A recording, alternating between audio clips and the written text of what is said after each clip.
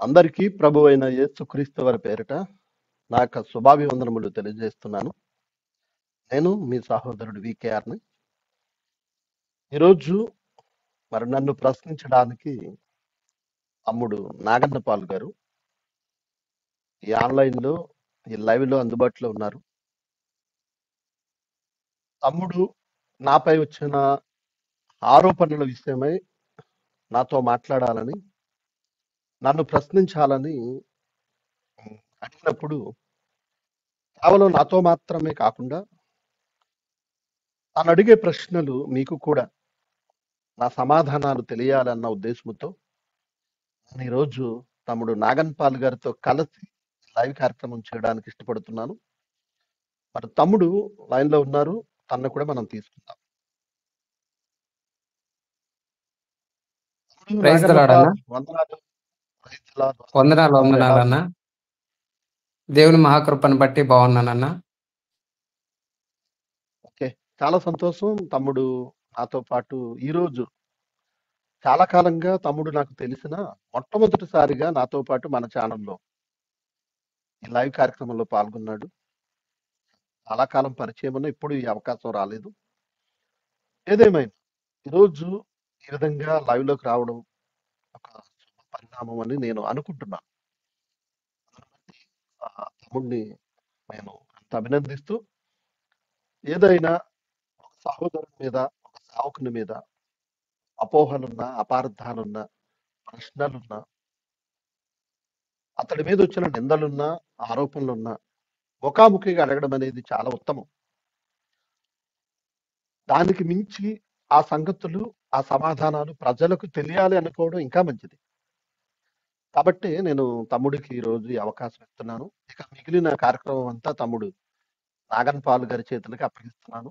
తమ్ముడు ప్రస్తుతం అంటే ఈ ఛానల్ ఆపరేటింగ్ నాదైనా గాని ఇక కార్యక్రమం సమయమంతా నీదే. ఇక నీవు ఎలా మొదలుపెట్టినా, ఏమడిగినా నేను ప్రభువునందు వాస్తవాలను చెప్పడానికి సిద్ధంగా ఉన్నాను. మంచిది. చాలా వందనాలన్న. ప్రభు పేరిట ఈ యొక్క మరి ప్రశ్న కార్యక్రమానికి నిజంగా నేను అడిగినప్పుడు పెద్దవారైనప్పటికీ ఇలాంటి చిన్న వ్యక్తితో నేను ఎందుకు ఇలాంటి విషయాల గురించి స్పందించాలి అని అనుకున్నప్పుడు నాకు చాలా సంతోషం అనిపించింది. మరి ఎలాంటి మొహమాటం లేకోకుండా అంటే కొంతమంది ఏంటంటే నేను పెద్దవాడిని గదా! ఎవరో అడిగే ప్రశ్నలకు నేనెందుకు సమాధానం చెప్పాలి అనే విషయం మీరు పక్కన పెట్టేసి హేతువడుగు ప్రతివానికి సాత్వికంతో సమాధానం చెప్పాలన్నట్టుగా మీరు దానికి ఒప్పుకున్న విధానాన్ని బట్టి నేను మిమ్మల్ని చాలా గౌరవిస్తూ ఉన్నాను. మరి ఈ యొక్క వీకేఆర్ లైవ్ టీవీ ద్వారా ఈ యొక్క లైవ్ ప్రోగ్రామ్‌ను వీక్షిస్తున్న ప్రతి ఒక్కరికి నా యొక్క హృదయపూర్వక వందనాలు తెలియజేస్తూ ఉన్నాను. అన్నగారు ముందుగా నేను మరి రీసెంట్‌గా ఒక వీడియో కొన్ని ఛానల్స్‌లో సర్క్యులేట్ అవుతా ఉంది. అదేంటంటే ప్రవీణ్ పగడాల గారి ఫోటో, తర్వాత మీ ఫోటో, తర్వాత తమ్ముడు ఒక విషయం అంటే ప్రశ్నలోనికి వెళ్ళే ముందు నీ గురించి కూడా సమాజానికి తెలిస్తే బాగుంటది. తమ్ముడు అంటే నువ్వు నాకు తెలుసు. నువ్వు సువార్థికుడివా, విశ్వాసివా, లేక సేవకుడివా? నీ పరిస్థితి ఏంటి? నీ పరిచయం ఏంటి? అది కూడా తెలియజేయి తమ్ముడు. అంటే నేను గతంలో కారణం కూడా తెలియజేయి. అదే చెప్తానన్న. దాని గురించి చెప్తాను. అన్న నేను గతంలో దేవుని పరిచర్యలో ఉన్నాను. నేను 2005 నుంచి దేవుని యొక్క పరిచర్య అంటే దేవుని నమ్ముకొని 2005 నుంచి దేవుని నమ్ముకొని కొనసాగుతూ ఉన్న క్రమంలో 2015, 2014 ఆ ప్రాంతంలో సేవలోకి వెళ్ళి, ఆ సేవలో నుండి మరి మ్యారేజ్ విషయమై తిరిగొచ్చి మళ్ళా జాబ్‌లోకి వెళ్ళిన తర్వాత మరి జాబ్‌లోకి వెళ్ళి కొంచెం లోకానుసారమైన జీవితాన్ని జీవించి మరి కరెంట్ షాక్‌కు గురి కావడం జరిగింది. కరెంట్ షాక్ వల్ల దాదాపు 4 నెలలు కోమాలోకెళ్ళిపోయాను. కోమాలోకెళ్ళిపోయిన తర్వాత డాక్టర్లు సైతం బతకడన్నారు. అలాంటి టైంలో దేవుని యొక్క మహాకృపను బట్టి నిజంగా నేను లోకానుసారంగా ఉండి చనిపోయుంటే ఖచ్చితంగా నిత్య నరకానికి వెళ్ళిపోయేవాడిని. కానీ దేవుని యొక్క మహాప్రేమ నన్ను పశ్చాత్తాపపడడానికి మరలా నాకు ఒక అవకాశం ఇచ్చింది. తిరిగి సరిచేసుకొని నేను వదిలేసి వచ్చిన దేవుని పరిచర్యను ఇప్పుడెక్కడికి వెళ్ళలేను. మంచంలోనే ఉండాల్సిన పరిస్థితి. వెన్నెముక విరిగిపోయింది. ఒక చెయ్యి కూడా తీసేశారు. తల గూడా ఇదంతా పగిలిపోతే పైన పుర్రె ఎముక లేదు. కింద కాలుది చర్మం తీసి పైన కప్పెట్టడం జరిగింది. ఇలాంటి పరిస్థితులున్నా దేవుడు నాకిచ్చిన అవకాశాన్ని బట్టి, ఆరోగ్యాన్ని బట్టి వదిలేసిన దేవుని పరిచర్య కొంతవరకు నాకు సాధ్యమైనంత వరకు చేయాలని ఇలాగ ఆన్‌లైన్ ద్వారా దేవుని యొక్క పరిచర్య చేస్తూ ఉన్నాను. అయితే ఈ పరిచర్య చేస్తూ ఉన్నప్పుడు నా ముందుకు ఒక వీడియో వచ్చింది. వీకేఆర్‌ఎన్ అని చాలా రోజుల నుంచి నేను పరిశీలిస్తున్నాను. ఆయన పైన నేను ఎన్నో వీడియోలు చేస్తూ వచ్చాను. అన్నగారు కూడా ఎన్నో విషయాలకు నాకు సమాధానం చెప్తూ వచ్చారు. అయితే ఈరోజు ఒక వీడియో విషయమై అన్నగారిని నేను ప్రశ్నించాలని అడిగినప్పుడు, అన్నగారు "తమ్ముడు మరి ఈ ప్రశ్నలు మనం ఎందుకు పర్సనల్‌గా మనం చర్చించుకోవాలి. లైవ్‌లో చర్చిస్తే అదే విషయాలు, అదే ప్రశ్నలు ఉన్నవారికి మంచిగా అర్థమవుతాయి కదా!" అని అన్నగారన్నప్పుడు నేను గూడా సరే అన్న లైవ్‌లోనే చర్చిద్దామని చెప్పడం జరిగింది. అదే ఎమోషనల్ బ్లాక్‌మెయిల్ అని ఒక వీడియో సర్క్యులేట్ అవుతా ఉంది. ఆ వీడియో నేను చూసినప్పుడు నాకు గూడా కొంత మరి అనుమానం వచ్చింది. నిజమేనేమో అనిపిచ్చింది. ఒకసారి అన్ననడిగి ఈ విషయాల గురించి మరి తెలుసుకుందామని కొన్ని ప్రశ్నలు గూడా రాసుకోవడం జరిగింది. ఆ ప్రశ్నలు ఎందుకు తమ్ముడు పర్సనల్‌గా ఎందుకు లైవ్‌లో మాట్లాడదామని అన్న చెప్పినప్పుడు ఈ కార్యక్రమానికి నేను ఒప్పుకోవడం జరిగింది. అదన్న. ఓకే. ప్రశ్నలు అడగమంటే నేను ఒక్కొక్క ఓకే. ప్రశ్నను మీ చాలా ముందుకు సంతోషం తీసుకొని తమ్ముడు. నీ వస్తాను. నీ పరిస్థితిని బట్టి నీ నీ పరిస్థితిని బట్టి నేను చాలా చింతిస్తున్నాను తమ్ముడు. అన్న. చాలా మందికి నేను సపోర్ట్ ఇచ్చాను గానీ, ఇప్పటివరకు నేను నీకు ఏ సపోర్ట్ ఇవ్వలేకపోయాను. Very sorry. అంటే నీవు బాగుండాలి, నీ కుటుంబం బాగుండాలి, నీ పరిచయం కూడా బాగుండాలి. అంటే ఇప్పటివరకు నిజానికి నాకు కూడా నీ పూర్తి డీటెయిల్స్ నాకు తెలియవు. వీడియోలో చూడడమే తప్ప అంతకు మించి నాకు కూడా పర్సనల్‌గా నీ గురించి నాకు తెలీదు. అయినా మరి ఈ విషయాలలో ఆహ్, నీవు వివరణ ఇచ్చినందుకు అంటే నీ పరిస్థితి తెలియజేసినందుకు నేనెంతో సంతోషిస్తున్నాను. సమాజానికి కూడా నీ గురించి తెలియడం చాలా సంతోషం. సరే, దేవుని చిత్తమైతే భవిష్యత్ కాలంలో ముందుకు కొనసాగుదాం. నీ పరిచర్య బావుండాలి. నువ్వు చేస్తున్న యూట్యూబ్ పరిచర్య అలాగే లేదా అక్కడున్న నువ్వు చేస్తున్న ఏ పరిచర్యలైతే చేస్తున్నావో అవన్నీ కూడా దేవుడు విజయవంతం చేయాలని నేను కోరుకుంటున్నాను. ఇక ముందుకు సాగిపోదాం తమ్ముడు. మంచిదన్న.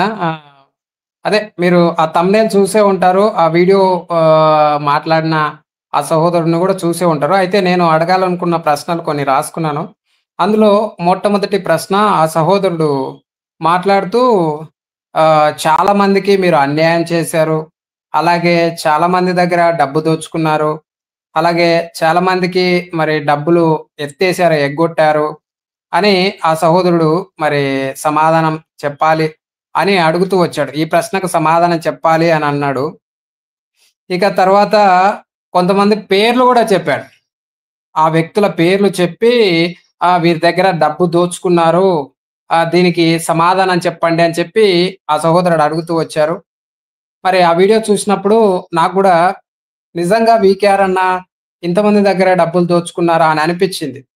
ఆ ప్రశ్నకు మరి సమాధానం కొరకే నేను మీకు ఫోను చేసినప్పుడు మరి ఆ ప్రశ్నకు సమాధానం చెప్తారని నేను ఆశిస్తూ ఉన్నానన్న. ఓకే.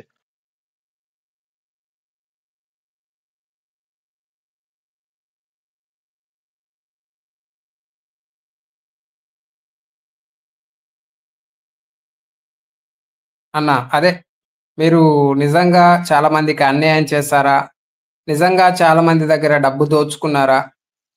నిజంగా చాలా మంది దగ్గర డబ్బు తీసుకొని వాళ్ళకి ఎగ్గొట్టారా? అని చెప్పి ఆ యొక్క ప్రశ్నకు సమాధానం చెప్పాలని నేను ఆశిస్తూ ఉన్నానన్న.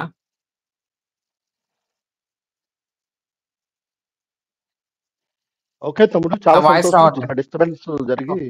టెక్నికల్‌గా నేను ఓకే. నా వాయిస్ వినపడుతుందా తమ్ముడు? వస్తుంది. వస్తుందన్న. నా వాయిస్ వస్తుంది. ఓకే. వస్తుంది. వస్తుంది. రైట్. అంటే క్లియర్‌గా ఉందా? వాయిస్ క్లియర్‌గా ఉంటే నేను సమాధానం ఇచ్చేస్తాను. క్లియర్‌గా ఉంది చెప్పండన్న. ఎవరైతే నన్ను ప్రశ్నించారో, ఎవరైతే నన్ను ప్రశ్నిస్తూ వీడియో చేశారని నువ్వు చెప్పావో అతను ప్రశ్నించినందుకు నేను ఈ సమాధానం చెప్పడం లేదు. నిజానికి అతడు చెప్పిన లేదా అతడు వేసిన ప్రశ్నలకు సమాధానం చెప్పవలసిన అవసరత కూడా నాకు లేదు. ఎందుకు అనంటే ఎప్పుడో 2019లో నా నుండి వేరైపోయి తన పరిచర్య చేసుకుంటున్నాడు. తను ఏం చేసుకుంటున్నాడో నాకు తెలియదు. కొన్నేళ్ల పాటు నాతో కలిసి ప్రయాణించి 2019 జనవరిలో అనుకుంటే వెళ్ళిపోయాడు. వెళ్ళిపోయిన వ్యక్తి 2025లో ఏప్రిల్ నెలలో వచ్చి ప్రశ్నిస్తే నా నుండి వేరైపోయి వెళ్ళిపోయిన వారు ఎవరికి నేను సమాధానం చెప్పవలసిన అవసరం లేదు. కానీ దానిని ఆ వీడియోని ఇప్పుడు సర్క్యులేట్ చేసిన ఒక ఛానల్ ఉంది. ఆ సహోదరుడు ఇప్పుడు ఎందుకు మళ్ళా దానిని వైరల్ చేస్తున్నాడు? దానిని బట్టి కొంతమంది నన్ను అడిగిన సందర్భాలు ఉన్నాయి, నీ దాకా వచ్చిన సందర్భాలు ఉన్నాయి. కాబట్టి నేను ఇప్పుడు చెప్పవలసిన అవసరత ఏర్పడింది. నిజానికి ఈ సమాధానాలు అతడికి కాదు, నన్ను ప్రశ్నించిన వ్యక్తికి కాదు. నన్ను ప్రేమించి వాటిని నిజమనుకున్నా లేదా నిందనుకున్నా అపోహపడుతున్న వారికే నేను ఈ సమాధానం ఇస్తున్నాను. నా పరిచర్యలు నన్ను వెంబడించే వారికి. సో నిజానికి ఇప్పుడు ఏ ఛానల్లో అయితే ఆ వీడియో వచ్చిందో అసలు ఆ తమ్ముడు ఎందుకు ఇప్పుడు వైరల్ చేస్తాడు అనేది నాకు తెలియదు. ఆ ఛానల్ నడిపిస్తున్న సహోదరుడు కూడా నాకు వ్యక్తిగతంగా తెలియదు. కానీ చాలా మంచి వ్యక్తి. ఎందుకంటే మతోన్మాదం మీద పోరాటం చేసే ఒక వ్యక్తి అదే మతోన్మాదం మీద పోరాటం చేసే నాపై ఎవరో పెట్టిన వీడియోని మళ్ళా వైరల్ చేయడం అనేది కాస్త బాధ అనిపించింది నాకైతే. నిజానికి క్రైస్తవ్యం పక్షంగా మతోన్మాదం మీద పోరాటం చేస్తున్నాడంటే ఆ వ్యక్తి చాలా మంచివాడు, అతడు నిస్వార్థపరుడు, ఖచ్చితంగా దేవుని పక్షంగా నిలబడే వ్యక్తి. అలాంటి వ్యక్తి దేవుని సేవకునిగాను మతోన్మాదం మీద పోరాటం చేసే ఒక సేవకునిగాను ఉన్న నాపై ఈ సమయంలో మళ్ళా ఆ వీడియో వైరల్ చేయడం అనేది అతనికి తెలియాలి, అతని మనసు ఎరిగిన దేవునికి తెలియాలి. ఆ సహోదరుడి మీద అయితే నాకు ఎటువంటి ద్వేషం గాని కోపం గాని లేదు. ఇంకా నువ్వు అడిగిన ప్రశ్న, నేను ఎవరికి అన్యాయం చేశానో, ఎవరికైనా అన్యాయం చేస్తే ఆ అన్యాయానికి గురైన వారు వచ్చి మాట్లాడాలి ఫస్ట్. తర్వాత చాలా మంది డబ్బు దోచుకున్నావు అని అడిగా. ఆ సహోదరుడు అడిగినట్టుగా నువ్వు చెప్పావు, డబ్బులు ఎగ్గొట్టావు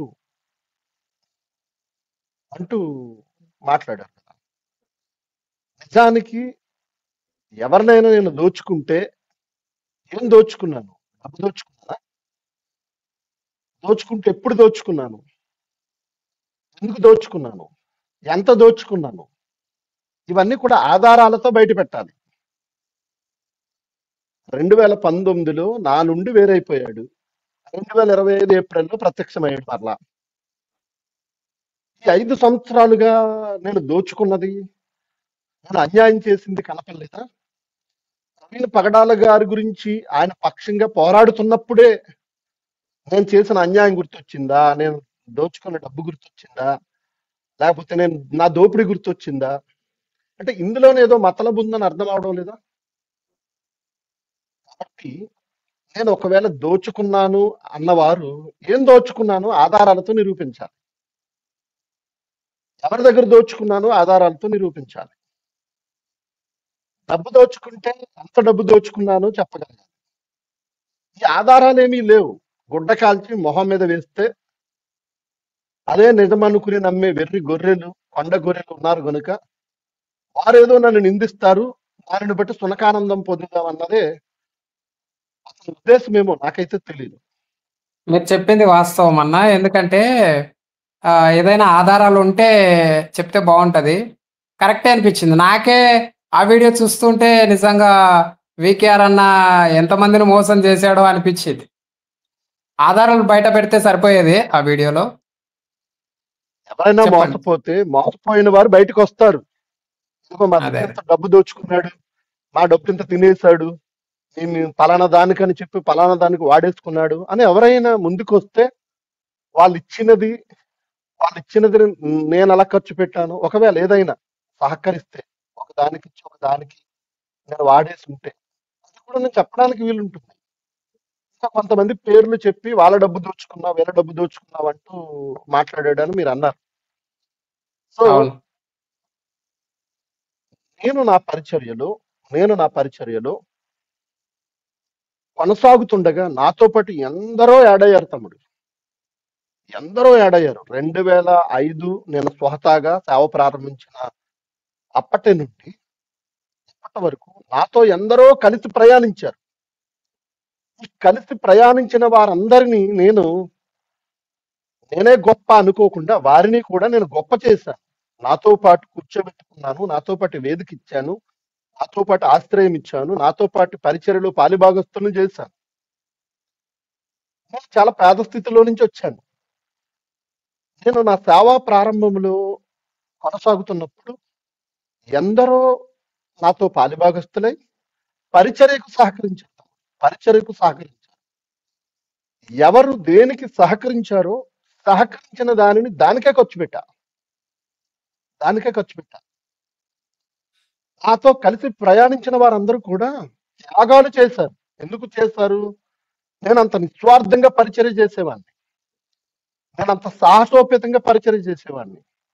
కుటుంబాన్ని, ఇంటిని లెక్క చేయకుండా పరిచర్యే జీవనంగా, పరిచర్యే శ్వాసగా బ్రతికాను గనుక నా సాహసాన్ని, నా డెడికేషన్ని, నా నిస్వార్థమైన సేవను చూచి వారు తమ గుప్పెళ్ళు విప్పారు.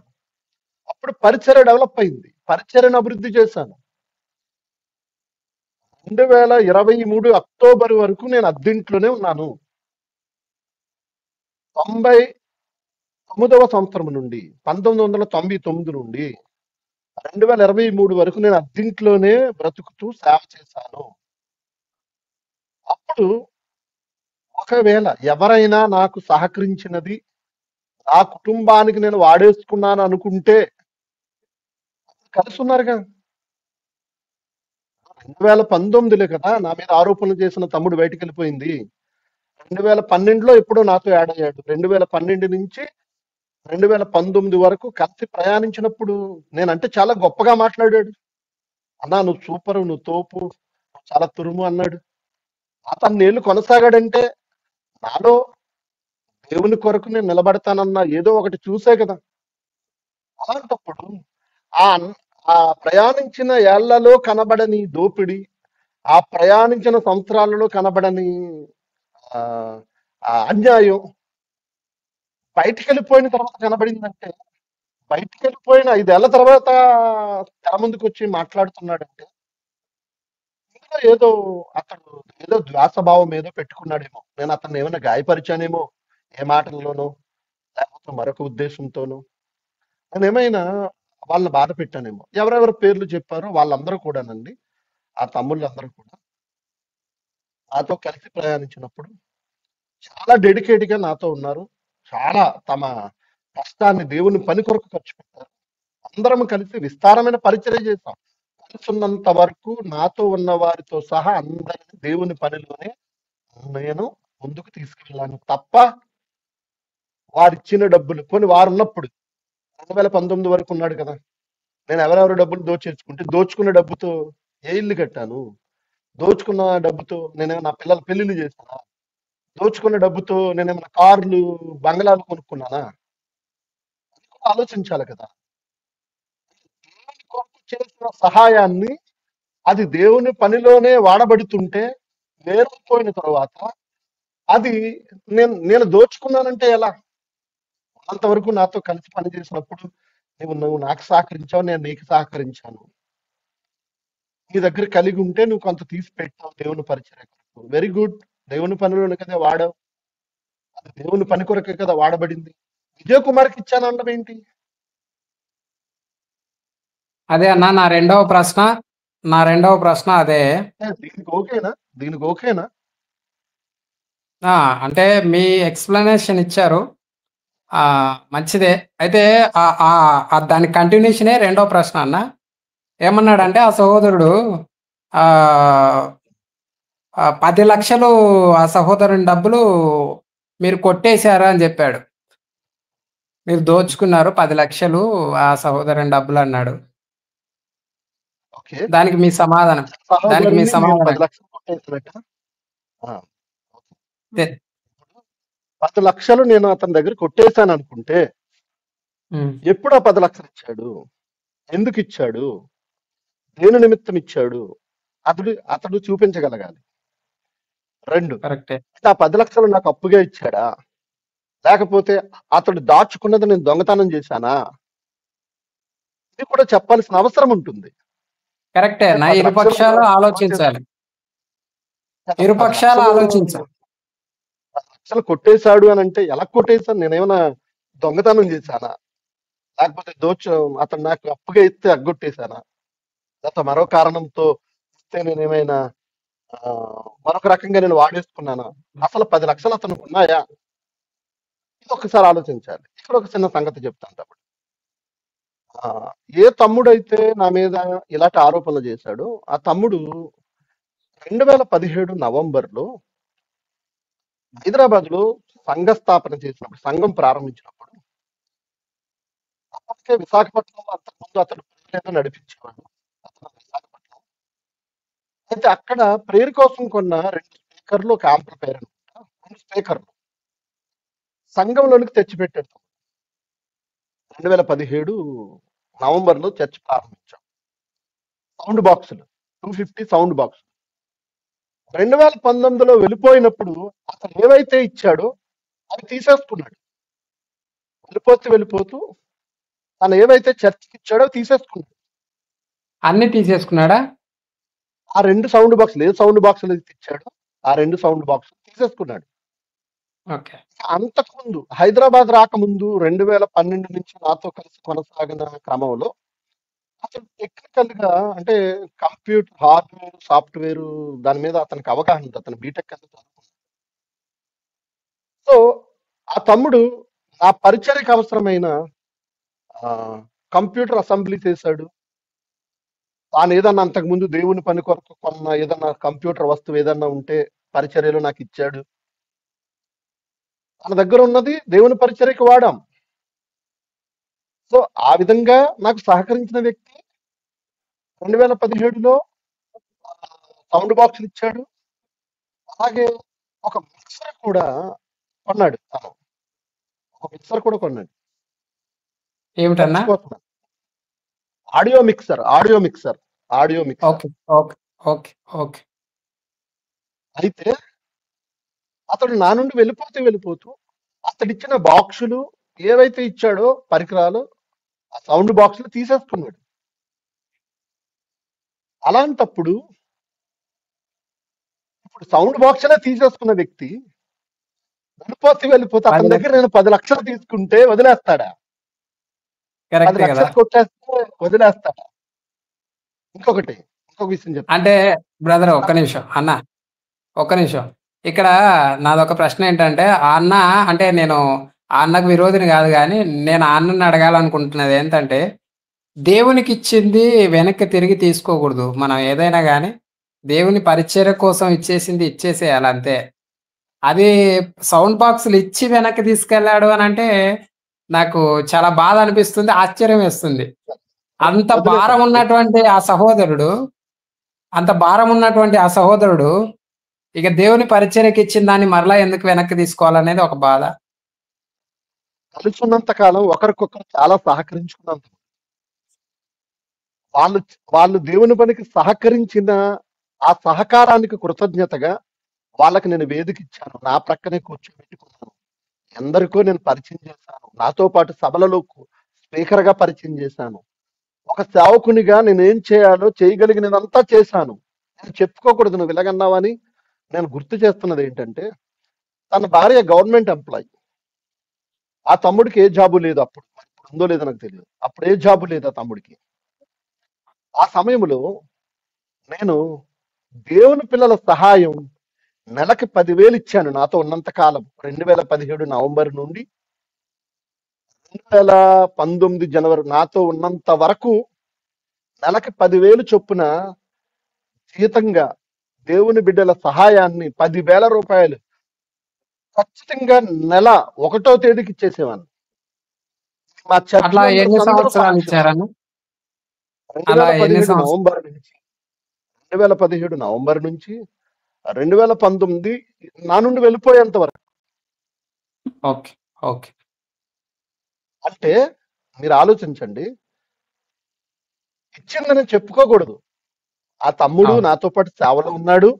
తను కూడా ఖర్చులకి, ఆ పెట్రోల్ ఖర్చులకు, వాళ్ళ తన భార్య మీద ఆధారపడకుండా సేవలో తిరగాలని నేను అతనికి దేవుని పిల్లల సహాయం 20 మంది సేవకులకి నెలకు 1000 రూపాయలు ఇచ్చేవాళ్ళం. ఈ తమ్ముడికి అవును. 10,000 ఇచ్చేవాళ్ళం. అలాగే చర్చిలో ఒక 8 మంది తమ్ముళ్ళు ఉండేవారు. వారి పోషణ నేనే చూసేవాడిని. దేవుని బిడ్డల సహాయమే ఇదంతా. అంటే ఈ విధముగా నేను అతనికి సహకరించాను. ఉన్నంత వరకు, ఉన్నంత కాలం అతడు నాకు సహకరించాడు పరిచర్యలో. వెళ్ళిపోయేటప్పుడు ఏవైతే పట్టుకెళ్ళిపోయాడో సౌండ్ బాక్సులు, వాటితో పాటు మరి నేనేమన్నా డబ్బులు బాకీ ఉంటే క్లియర్ చేసేసుకోవాలి కదా. అవును. మళ్ళా కరెక్టే. 2025 5 ఏళ్ల తర్వాత వచ్చి నువ్వు దోచుకున్నావన్నా అని అంటుంటే నాకు బాధగా ఉంటది కదా తమ్ముడు. అది నిజం అనుకుంటారు కదా ప్రజలు. నేను నిజం అనుకోనే మీ దగ్గరకొచ్చాను సో అడగడానికి. కాబట్టి నేను నిజంగా అతనికి అంత డబ్బులుంటే ఆ సమయంలో చాలా గొప్పే. నన్ను అడిగితే అతనికి అంత పరిస్థితి లేదు. అప్పుడు దీనస్థితిలో ఉండేవాడు. తన భార్య ఉద్యోగం చేసేది. అన్న దీనికి కంటిన్యూషనే ఒక చిన్న ప్రశ్న అన్న. మీ వల్ల తనకు 10,00,000 మీరు తన దగ్గర నుంచి కొట్టేసాడన్నాడు. తర్వాత మీ వల్ల తనకు 20,00,000 అప్పయిందన్నాడు. మరి దానికి మీ ఎందుకయిందో సమాధానం ఏంటి? అన్ని లక్షలు అతనికి నా వల్ల దేనికయిందో కాస్త వివరాలు ఇస్తే బాగుంటుంది తమ్ముడు. నోటి మాటతో అనడం కాదు. కరెక్టే. కరెక్టే. ఇప్పటివరకు ఇప్పుడు చెప్పిన వివరణ బట్టి ఇరుపక్షాల ఆలోచన ఇప్పటివరకు చెప్పిన చేయాలి. వివరణను బట్టి అతడు నా వల్ల 20 లక్షలు అయ్యిందో, లేకపోతే తాను ప్రభువునందు అతడు యథార్థంగా ఉన్నంత కాలం తమ్ముడు ఎందరికో సహకరించాడు తమ్ముడు. హ్మ్. అతడు బైబిల్ ఓపెన్ యూనివర్సిటీలో పెరిగిన వ్యక్తి ఆ తమ్ముడు. అక్కడ నుంచి పెద్ద ఆయన దగ్గర నుంచి ఎందరికో తన వంతుగా తాను సహకరించే దాతృత్వం కలిగిన మనిషి ఆ తమ్ముడు. అతడు నిస్వార్థపరుడు. నాతో ఉన్నంత కాలం యథార్థంగా ఉన్నాడు. తనకున్నది తీశాడు. నేను నా ప్రేమను చూపించాను తప్ప అతడు అన్యాయస్తుడు కాదు. ఎవరి ఎడలైనా జాలిపడే వ్యక్తి. ఎందరికో నేనే కాదు, నాకు సహకరించడమే కాదు ఆ తమ్ముడు.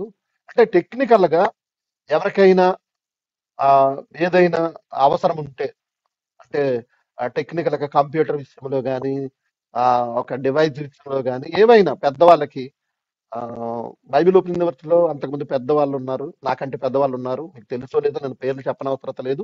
వారికి సహకరిస్తూ ఎవరు వాడబడుతున్నారో, ఎవరు బాగా సేవ చేస్తున్నారో వారికి సహకరించిన వాడు. అయితే చివరికి నాతో కలిసి ప్రయాణం చేశాడు. నాతో ప్రయాణం చేసి నా నుండి వేరైపోయి ఇప్పుడు ఆరోపణలు చేస్తున్నాడు. అందుకు నాకేమీ బాధ లేదు. ఎందుకంటే అవి నిజాలైతే నేను నిజంగా బాధపడని అవసరం లేదు. తప్పు ఒప్పుకుందును. కానీ అవి నిజాలు అన్న కాదు అంటే కనుక సమాధానం అన్న ఇచ్చుకోవాల్సి వస్తుంది. మీరు చెప్పింది కరెక్టే. కానీ నాదొక చిన్న సందేహం అన్న. అదేంటంటే అంతవరకు మీతో సమాధానంగా వెళ్ళినటువంటి ఆ సహోదరుడు మరలా ఎందుకు ఇలాగా మిమ్మల్ని ప్రశ్నించే పరిస్థితికెళ్ళిపోయాడనేది ఆలోచన. అంటే తాను వెళ్ళిపోయినప్పుడు ప్రశ్నిస్తే బాగుంటది తమ్ముడు. కరెక్టే. 2019 వెళ్ళిపోయినప్పుడే ప్రశ్నించి ఉంటే బాగుంటుంది.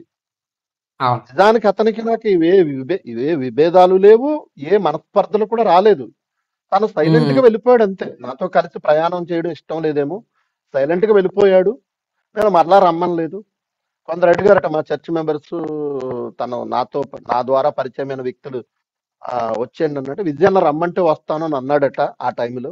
నేను వెళ్ళిపోమనలేదు.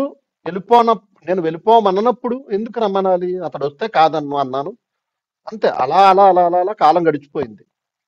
ఏ విభేదాలు లేవు, ఏ మనస్పర్ధలు లేవు. అతని మీద నాకు ఏ ద్వేషము, కోపము కూడా లేదు.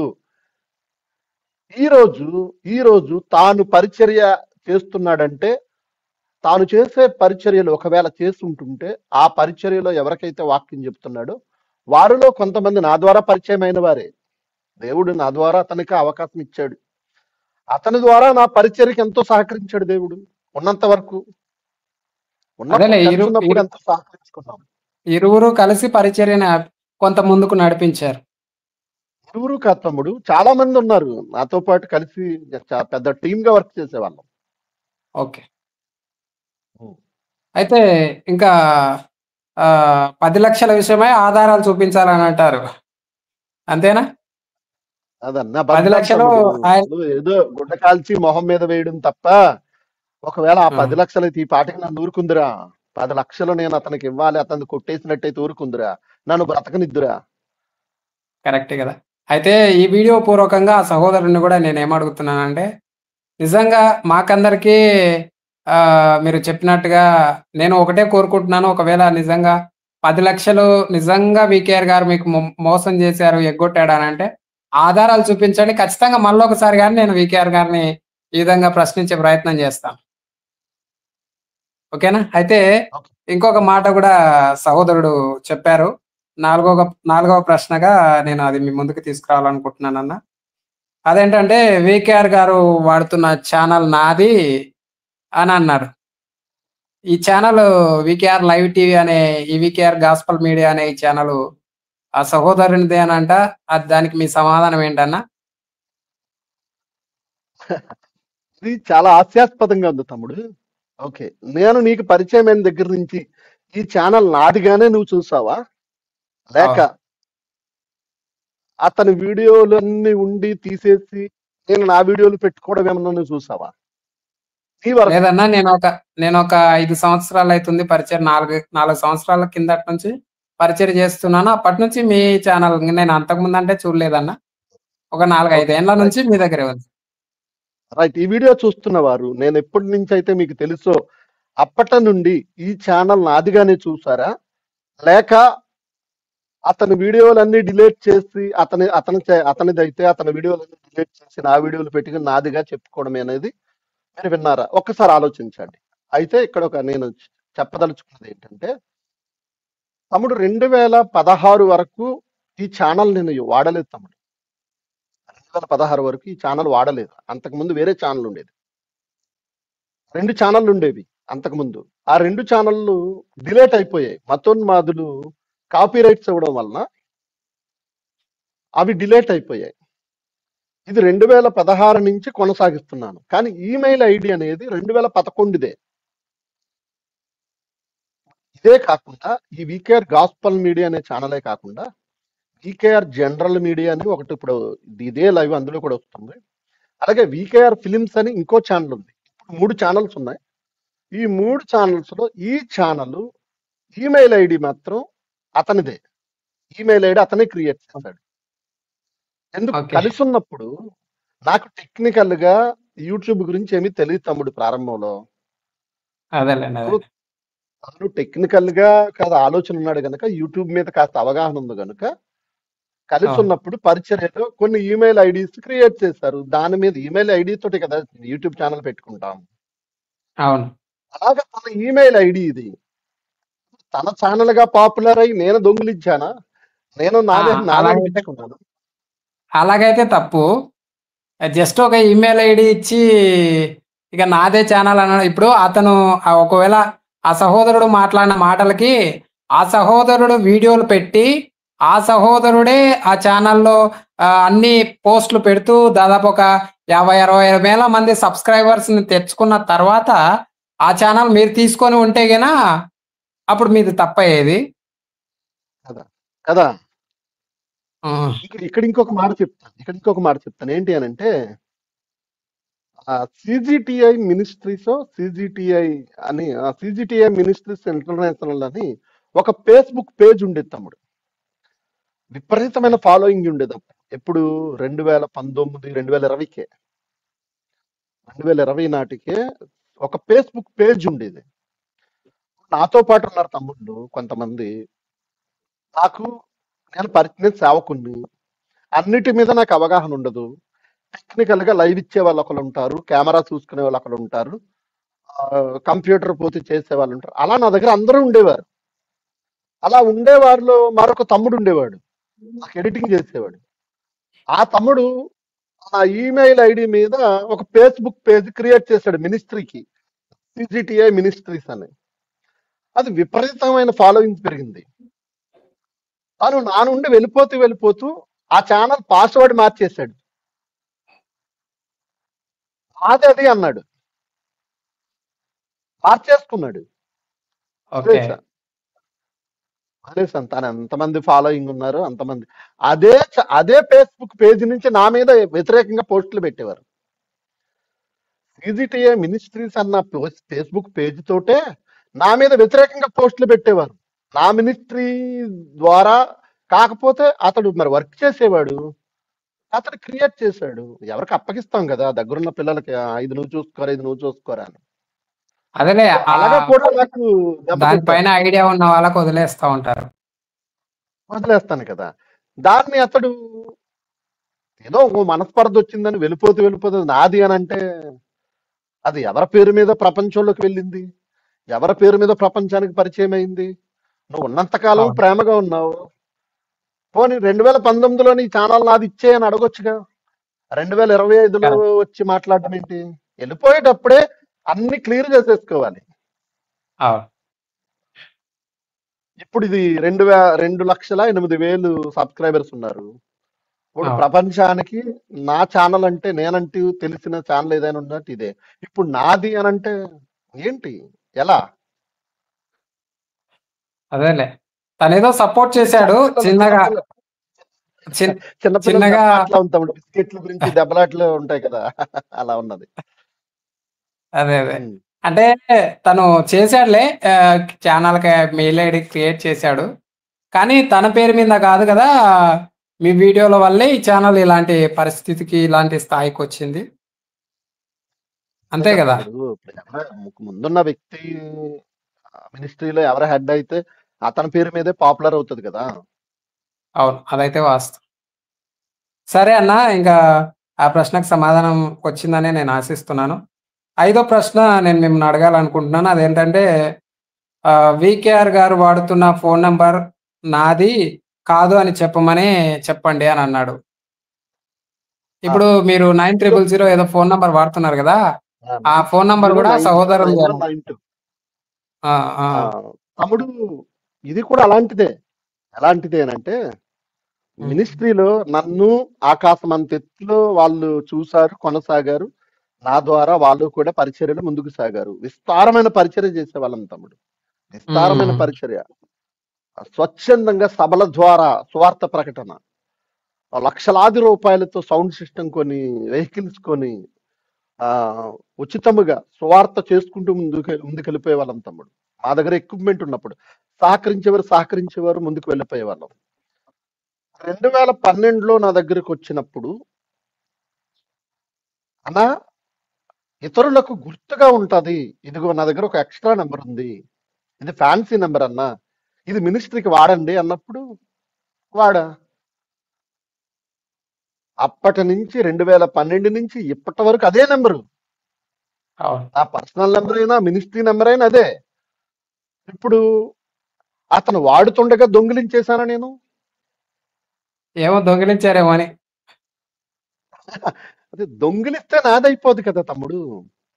ఇప్పుడు అది అతడు కలిసి ఉన్నప్పుడు, అన్నా ఇది దీనిని మన పరిచర్యకు పలకడానికి బాగుంది కదా తమ్ముడు. Fancy number 9000909192. నా అవును. దగ్గరికి వచ్చేసరికి ఆ సిమ్ ఎవరి పేరునుందో కూడా నాకు తెలియదు. తనదే. తన దగ్గర ఉన్న ఎక్స్ట్రా నెంబర్ ఉందన్న, ఇది వాడండి, ఇది మీది వాడుకోండి, ఇది ఫ్యాన్సీ నెంబర్ అని ఇచ్చాడు. కలిసి ఉన్నంత కాలము అది నాదే కదా. కలిసి ఉన్నప్పుడు మేము ఇది నాదన్నా, నాది నాకు ఇచ్చేయండి అంటే ఇచ్చేద్దును కదా. అవును. ఇవన్నీ చిన్నపిల్లల ఆటలాగా ఉంది. మనం వెళ్ళిపోతూ ఇది నా నెంబర్ అని అంటే, ఇప్పుడు నా నెంబర్, ఇప్పుడు ఈ నెంబర్ సెర్చ్ చేస్తే నా పేరు, నా ఆధార్ నెంబర్ దానికి లింక్ అయి ఉంది, నా బ్యాంక్ అకౌంట్లు దానికి లింక్ అయి ఉన్నాయి, మినిస్ట్రీ నెంబర్ అదే. గత అంటే 2012 నుంచి గత 13 ఏళ్లుగా ఇదే నెంబర్ నాది. మారలేదు నా నెంబరు.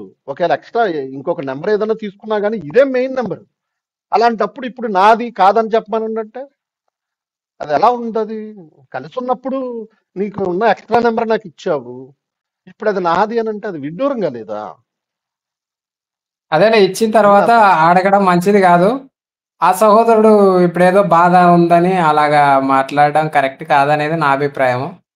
ఇక అదే ఆ సహోదరునికే బాధ తెలియాలి. కలిగిందో ఏంటో, ఏ ఒకసారి బాధ మనం కలిగింది, అన్నా ప్రేమగా ఇక్కడ ఒక్కసారి ఫోన్ చేసి అన్నా, ప్రేమగా ఒక్కసారి నిజంగా ఏ కల్మషం లేనోడు, నా మీద ఏ ద్వేషం లేనోడైతే ఇన్నేళ్లుగా హ్మ్. 5 ఏళ్లుగా ద్వేషం పెట్టుకుంటారా మనసులో?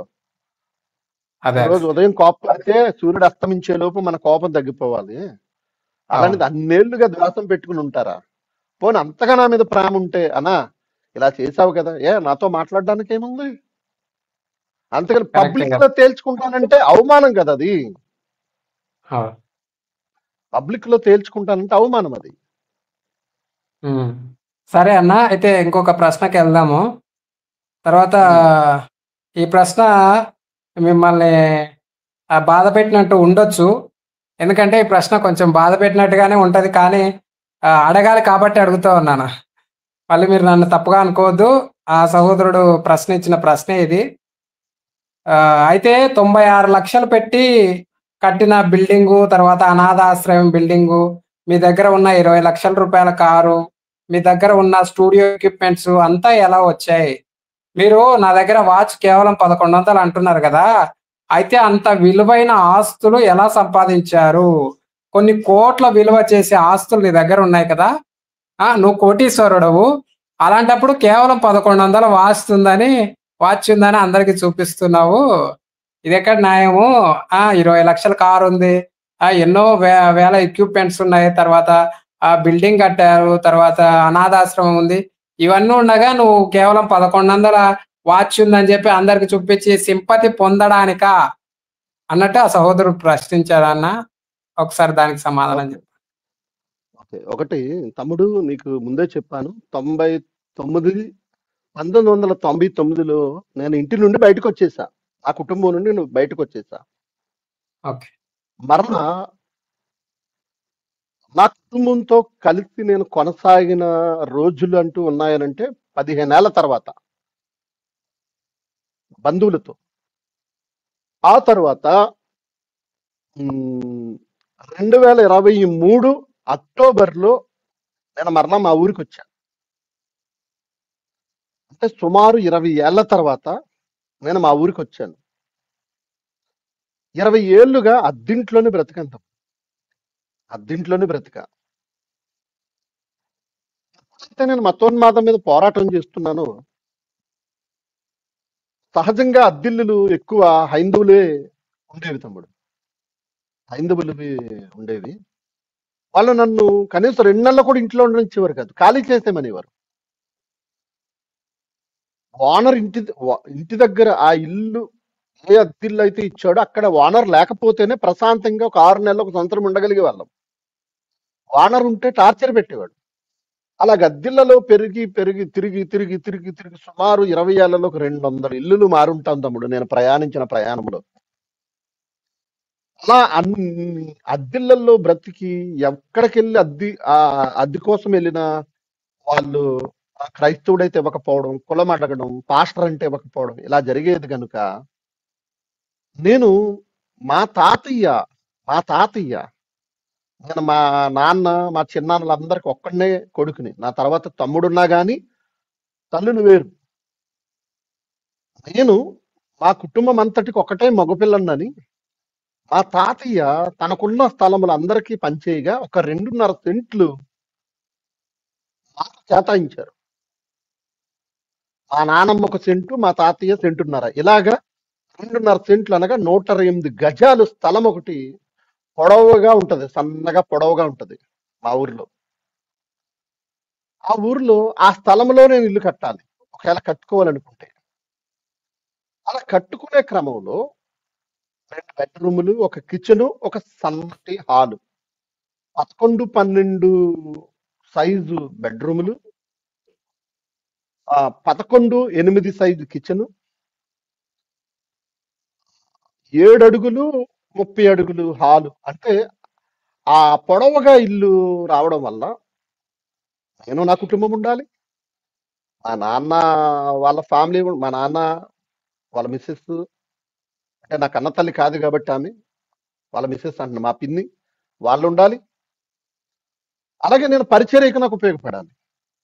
ఆ విధముగా నేను నా కష్టముతో, దేవుడు నాకిచ్చిన దానితో, దేవుని పిల్లల సహాయముతో, అది కూడా నన్ను ఎవరైతే కుటుంబ సభ్యులు అనుకున్నారో వారి సహకారంతో, మా చిన్నాన్నలు, మా అక్కలు, మా మేనత్తలు, ఇన్నాళ్ళు వీడు బయట ఉండొచ్చాడు, చాలా కాలానికి ఊరికి వచ్చాడు, వీడికి తలో చేయి వేసి సహకరిద్దాము, సేవకుడు కదా అని నలుగురు 4 చేతులేసి ఒక ఇంటిని నిలబెట్టాం తమ్ముడు. 96 లక్షలు అనే మాట ఎలా వచ్చింది అని అంటే, నేనే ఒకానొక సందర్భంలో ఫ్లోలో మాట్లాడిన మాట అది. నేను మా మేస్త్రి గారు, ఇల్లు కట్టిన మేస్త్రి గారిని అడిగితే లెక్కలేస్తే అది 56 లక్షలు అని చెప్పాడు ఆయన. 56 లక్షల వరకు వచ్చిందండి మనకి ఎస్టిమేషన్ అని చెప్పాడు. ఆ 56 లక్షల్లో 22 లక్షలు అప్పు. 22 లక్షలు అప్పు. మిగిలినది మా పెద్ద మేనత్తో ఒక 6 లక్షలు ఇచ్చింది, మా అక్కోళ్ళు తలో 1,00,000, మా మేనమామలు, మా చిన్నమ్మలు, అలాగే మా ఫ్యామిలీ, మా మినిస్ట్రీ కుటుంబ సభ్యులు తలో కొంత, అందులో నా కష్టం ఒక 12 లక్షలు, ఇలాగ అన్ని కలిపి ఒక ఇంటిని నిలబెట్టాం. 3.5 సంవత్సరాల పాటు సాగింది ఆ ఇల్లు. ఒక్క సంవత్సరంలో ఒక 3 నెలలు 6 నెలల్లో కట్టింది కదా అది. 3.5 ఏళ్ల పాటు సాగి సాగి సాగి సాగి అక్కడ తెచ్చి ఇక్కడ తెచ్చి మొత్తానికి ఇల్లు పూర్తయ్యేసరికి 22 లక్షలు అప్పు ఉంది. టోటల్ పల్లెటూరులో ఆ ఇంటి ఎస్టిమేషన్ 56 లక్షలు. స్థలము 120 గజాలు. 120 గజాల స్థలములో ఒక గ్రౌండ్ ఫ్లోరు, ఫస్ట్ ఫ్లోరు, ఒక స్టూడియో. ఇప్పుడు నేను ఎక్కడైతే కూర్చున్నానో అది స్టూడియో. ఈ 2 ఫ్లోర్లు కింద గ్రౌండ్ ఫ్లోర్లు. ఈ బిల్డింగ్ కట్టడానికి మా బిల్డింగ్ కట్టిన మేస్త్రి గారు 56 లక్షలు ఆయన లెక్క చెప్పాడు. మెటీరియల్కి ఎంత అయింది, మా ఖర్చు ఎంత అయింది, ఇలాగైంది. అందులో 22 లక్షల అప్పు. ఇప్పటికీ వడ్డీలు కడుతున్నాను తమ్ముడు. దానికి కొంత తీరుస్తున్నాను. ఈ తీర్చే క్రమంలో కాస్త అవాంతరాలు ఏర్పడ్డాయి. ఇంకా చాలా అప్పు ఉంది. ఇంకొక సంవత్సరం 2 సంవత్సరాల పాటు నేను తీర్చగా క్లియర్ అవ్వనంత అప్పు ఉంది. ఇది. ఇక రెండవది అనాథాశ్రమం అన్నారు. అనాథాశ్రమం బిల్డింగ్ కంప్లీట్లీ దేవుని బిడ్డల సహాయము, నా కష్టము. దేవుని సేవకులు, దేవుని బిడ్డల సహాయము, స్థలముతో సహా, అనాథాశ్రమం బిల్డింగ్ తో సహా. అది నా పేరు మీద లేదు, అది ట్రస్ట్ పేరు మీద ఉంది. వికేఆర్ చారిటబుల్ ట్రస్ట్ అని ఒక ట్రస్ట్ మేము బిల్డ్ చేసి, ఆ ట్రస్ట్ మీద చేసే కార్యక్రమాలలో ఒకటి అనాథాశ్రమం. ఇంకొకటి నువ్వు ప్రస్తావించినది ఇంకోటి చెప్తాను. మా ఊర్లో, మా గ్రామంలో క్రైస్తవులకి మినరల్ వాటర్ తాగడానికి లేదు, మినరల్ వాటర్ ప్లాంట్ లేదు. ఒక మినరల్ వాటర్ ప్లాంట్ కూడా నేను కడుతున్నాను, అది కూడా మధ్యలో ఆగిపోయింది. వికేఆర్ చారిటబుల్ ట్రస్ట్ మీద ఇవన్నీ జరుగుతున్నాయి. నేను నా పేరు మీద కాదు, అది నా ఒక్కడిది కాదు. ఇందులో 7 సభ్యులు ఉంటారు. 7 సభ్యుల ఆమోదంతోనే అది నడుస్తుంది. 7 సభ్యులు అందరికీ అది తెలుసు. ఎవరెవరు ఎంత సహాయం చేశారు లిస్ట్ ఉంటది. ఎవరెవరు ఎంత సహాయం చేశారు, ఎంత ఖర్చు చేశారు. ఆ బిల్డింగ్ ఇంకా ఒక 50% కట్టాలి, ఇంకా పూర్తవలేదు.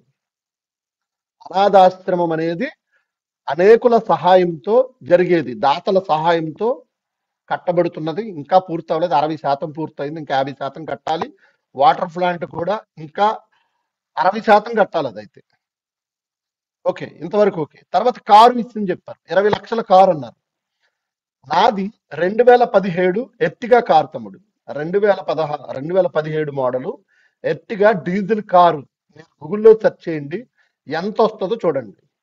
2017 డీజిల్ ఎర్టిగా కారు. ఆ ఎర్టిగా కారు నేను కొన్నప్పుడు ఆన్ రోడ్డు 9 లక్షలు. నేను ఫైనాన్స్ లో తీసుకున్నాను. 3.5 లక్షల ఖర్చు పెట్టి కట్టి ఈఎంఐ రూపంలో తీసుకున్నాను 2017లో. ఇన్వెస్ట్మెంట్ 3.5 కట్టారు. 3.5 కట్టాం. అది కూడా నా పేరు మీద తీసుకోలేదు, నాతో కలిసి ఉన్న మరొక సహోదరుని యొక్క పేరు మీద తీసుకున్నాం. ఆ అన్నయ్య నాకు ఆ కారుకి షూరిటీ ఉన్నాడు, తన పేరు మీద తీసుకున్నాం. అప్పు క్లియర్ అయిపోయిన తర్వాత, ఈఎంఐ పూర్తి అయిపోయిన తర్వాత నా పేరు మీద కన్వర్ట్ చేసుకున్నాం. దాని ఖరీదు ఆన్ రోడ్ 9 లక్షలు. నెల ఇంత ఇంత ఇంత అని కట్టి తీసుకున్నది. ఇప్పుడు ఎలా కట్టారు, అది ఇంత ఇంత మీకు ఎలా వచ్చిందంటే, నేను సేవకుని తమ్ముడు. నాకు 2 విధాలుగా ఆదాయం ఉంటుంది. ఒకటి, కరెక్ట్. నేను పబ్లిక్ మీటింగ్‌కి వెళితే నాకు పెర్ డే ఇంతని ఇస్తారు తమ్ముడు. నెలకి 3 రోజులు మీటింగ్స్, నాకు 4 మీటింగ్స్ ఉంటే నేను 4 నెలలు బ్రతకొచ్చు. నెలకొక 4 మీటింగ్స్ నాకుంటే 4 నెలలు నా కుటుంబ పోషణ జరిగిపోద్ది. రెండోది, నా పరిచర్యలో నాకు నిత్య సహకారులు ఉన్నారు. 2015 నుండి నాకు నిత్య సహకారులు ఉన్నారు. ఎప్పటికీ నిత్య సహకారులు ఉన్నారు నాకు. ఇప్పుడు వారు ఓకే. పరిచర్యకి ఇస్తూ ఉంటారు. ఏదైనా నేను ఆ పరిచర్య, నా పోషణ కొరకు నాకు ఉంది. కానీ దేవుని పిల్లలు ఇచ్చేది ఏదైనా సరే, ఒక పాట రాయాలి తమ్ముడు. ఒక పాట 30,000 నుంచి 50,000 రూపాయలు ఖర్చు అవుతుంది. ఆ పాటకి ఎవరో ఒకరు స్పాన్సర్ ఉంటారు. వాళ్ళు ఇచ్చింది దానికి ఉపయోగిస్తాం. దీనికోసం ఎవరన్నా ఇస్తే వాళ్ళ పేరు వేస్తాం. ఇదిగో పలానా పలానా, ఇదిగో పలానా వాళ్ళు దీనికి ఇచ్చారు. ఈ ల్యాప్టాప్ పలానా వారు ఇచ్చిన సహాయంతో కొన్నాను. వన్నెస్ అనేది నువ్వు చూసే ఉంటావు. మైకులకి 8 మైకులకి 56,000 ఇజ్రాయెల్లో ఉన్న మా సహోదరులు రాజేష్ గారి కుటుంబం స్పాన్సర్ చేసింది. ఎక్కువ శాతం వారే నాకు స్పాన్సర్ చేస్తారు. అమెరికాలో ఉన్న మా అక్క కానీ, ఇజ్రాయెల్ ఉన్న వారు కానీ, దుబాయ్లో ఉన్న మన కొంతమంది, అబుదాబిలో ఉన్న ప్రభువరం గారు, ఇలాగా కొంతమంది మా మినిస్ట్రీ ఫ్యామిలీ నన్ను ఓన్ చేసుకున్న వాళ్ళు ఉన్నారు. వాళ్ళు ఇదిగో పలానాది కొనాలనుకుంటున్నాను అన్నప్పుడు వారు సహకరిస్తారు తమ్ముడు. నేను అదేలే. చెబుతున్నాను, ఆ ఒంటి మీద ఉన్న సట్ట 600, నా చేతికి ఉన్న వాచ్ 1100. కానీ దేవుని పని కొరకు లక్షలాది రూపాయల ఎక్విప్మెంట్ ఉంది. ఈ దేవుని పిల్లల సహాయం అది దేవుని కొరకు నేను ఏం చేసుకుంటాను? ఈ లైట్లు ఉన్నాయి, ఏం చేసుకుంటాం మేము? దేవుని పనికే కదా. ఈ ల్యాప్టాప్ ఉంది, ఏం చేసుకుంటాం? ఇదిగో ఇలాగ దేవుని పనికే కదా. సౌండ్ సిస్టమ్ ఉంది, దేవుని పనికి. కెమెరాలు ఉన్నాయి, దేవుని పనికి. కారు ఉంది, దేవుని పనికి. నేను నా ఫ్యామిలీతో కారులో ఎప్పుడు షికార్లకు వెళ్ళలేదు.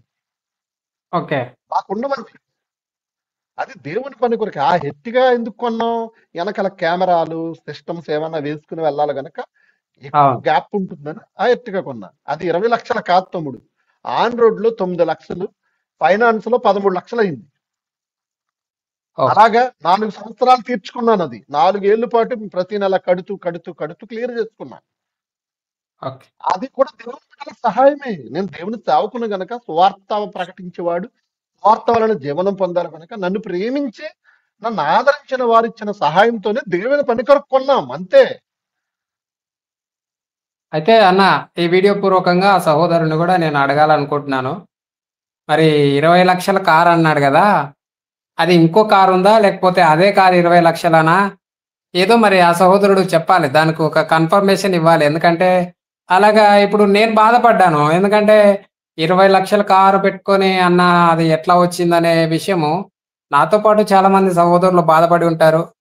వారందరికీ మరి 20 లక్షల కారు ఉందా? లేదా? అనే విషయం కూడా ఆ సహోదరుడు మరొకసారి క్లారిఫికేషన్ ఇవ్వాలి అని నేను కోరుకుంటూ ఉన్నానన్న.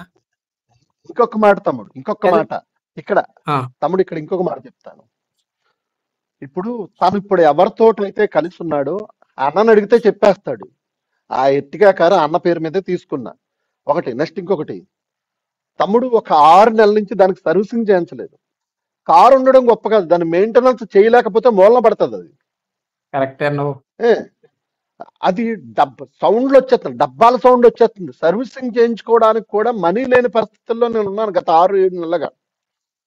ఆ నేను కారుకి నేను బాగున్నప్పుడన్నా బైక్ కొన్నాను. బాగున్నప్పుడు బైక్ కొన్నానా, కరెంట్ షాక్ కొట్టి మంచంలో పడిన తర్వాత దాని సర్వీసింగ్‌కంట, దానికి డీజిల్ పోపిచ్చేదంట, ఇదంతా కంపెనీ అమ్మేసుకున్నాను. అదేలే చెప్తున్నాను. నేను ఆ! ఒకానొక ప్రయాణంలో ఒక సిగ్నల్ దగ్గర ఆగినప్పుడు వర్షం వస్తుంది. Last okay. వర్షాకాలంలో సిగ్నల్ దగ్గర ఆగితే వెనక లారీ కూడా వచ్చి డాష్ ఇచ్చాడు. ఓకే. నా కారు స్వట్ట అలాగే ఉంది ఇప్పటికి, ఇంకా స్వట్ట తీయించుకోలేదు. ఎందుకనంటే దాన్ని కదిపితే వాడు 18,000 అవుతాయి అన్నాడు. ఆ పెయింట్లింగ్ మళ్ళీ అదంతా టింకరింగ్ ఏదో చేస్తారు. వెనకాల అదేలే.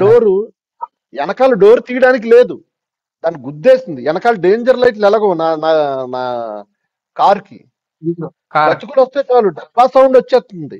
అంటే దాన్ని మెయింటెనెన్స్ కూడా చేసుకోలేని పరిస్థితిలో నేను ఉన్నాను. ఎందుకు? నాకు వచ్చే సహాయ కార్యక్రమాలు, నాకు సహకారం అంతటి దారిలో మూసేశారు విరోధులు. ఇలా ఓకే. మూసేయడం వల్ల నేను ఏది చేసుకోలేకపోతున్నాను. పరిచర్యలు ఎన్నో ఆగిపోయాయి. ఓకే. అన్న ఇంకొక ప్రశ్నలోకి వెళ్దాం. టైం చాలా సేపు అయిపోయింది కదా! 1 అవర్ దగ్గర దగ్గర అయిపోతుంది. ఇప్పుడు 6 ప్రశ్నలు అయిపోయినాయి. ఏడో ప్రశ్న అన్న. మా మీరు అదే ఇక ప్రవీణ్ పగడాల గారి పేరు అడ్డు పెట్టుకున్నారు. మీరు చేసిన అప్పు గురించి మిమ్మల్ని ఎవరు అడిగారు? ఎందుకు ఆ విషయాన్ని ప్రవీణ్ పగడాల గారి ఫోటో పెట్టుకొని ప్రజల దగ్గర డబ్బు దోచుకుంటున్నావు అని ఆ సహోదరుడు చెప్పారు. దానికి మీ సమాధానం కావాలి. ఆ అప్పు కొరకు ఎందుకు ఏడుస్తున్నారు? ఏడ్చే మగాడు చావాలి అని ఆ సహోదరుడు చెప్పారు. దానికి మీ సమాధానం.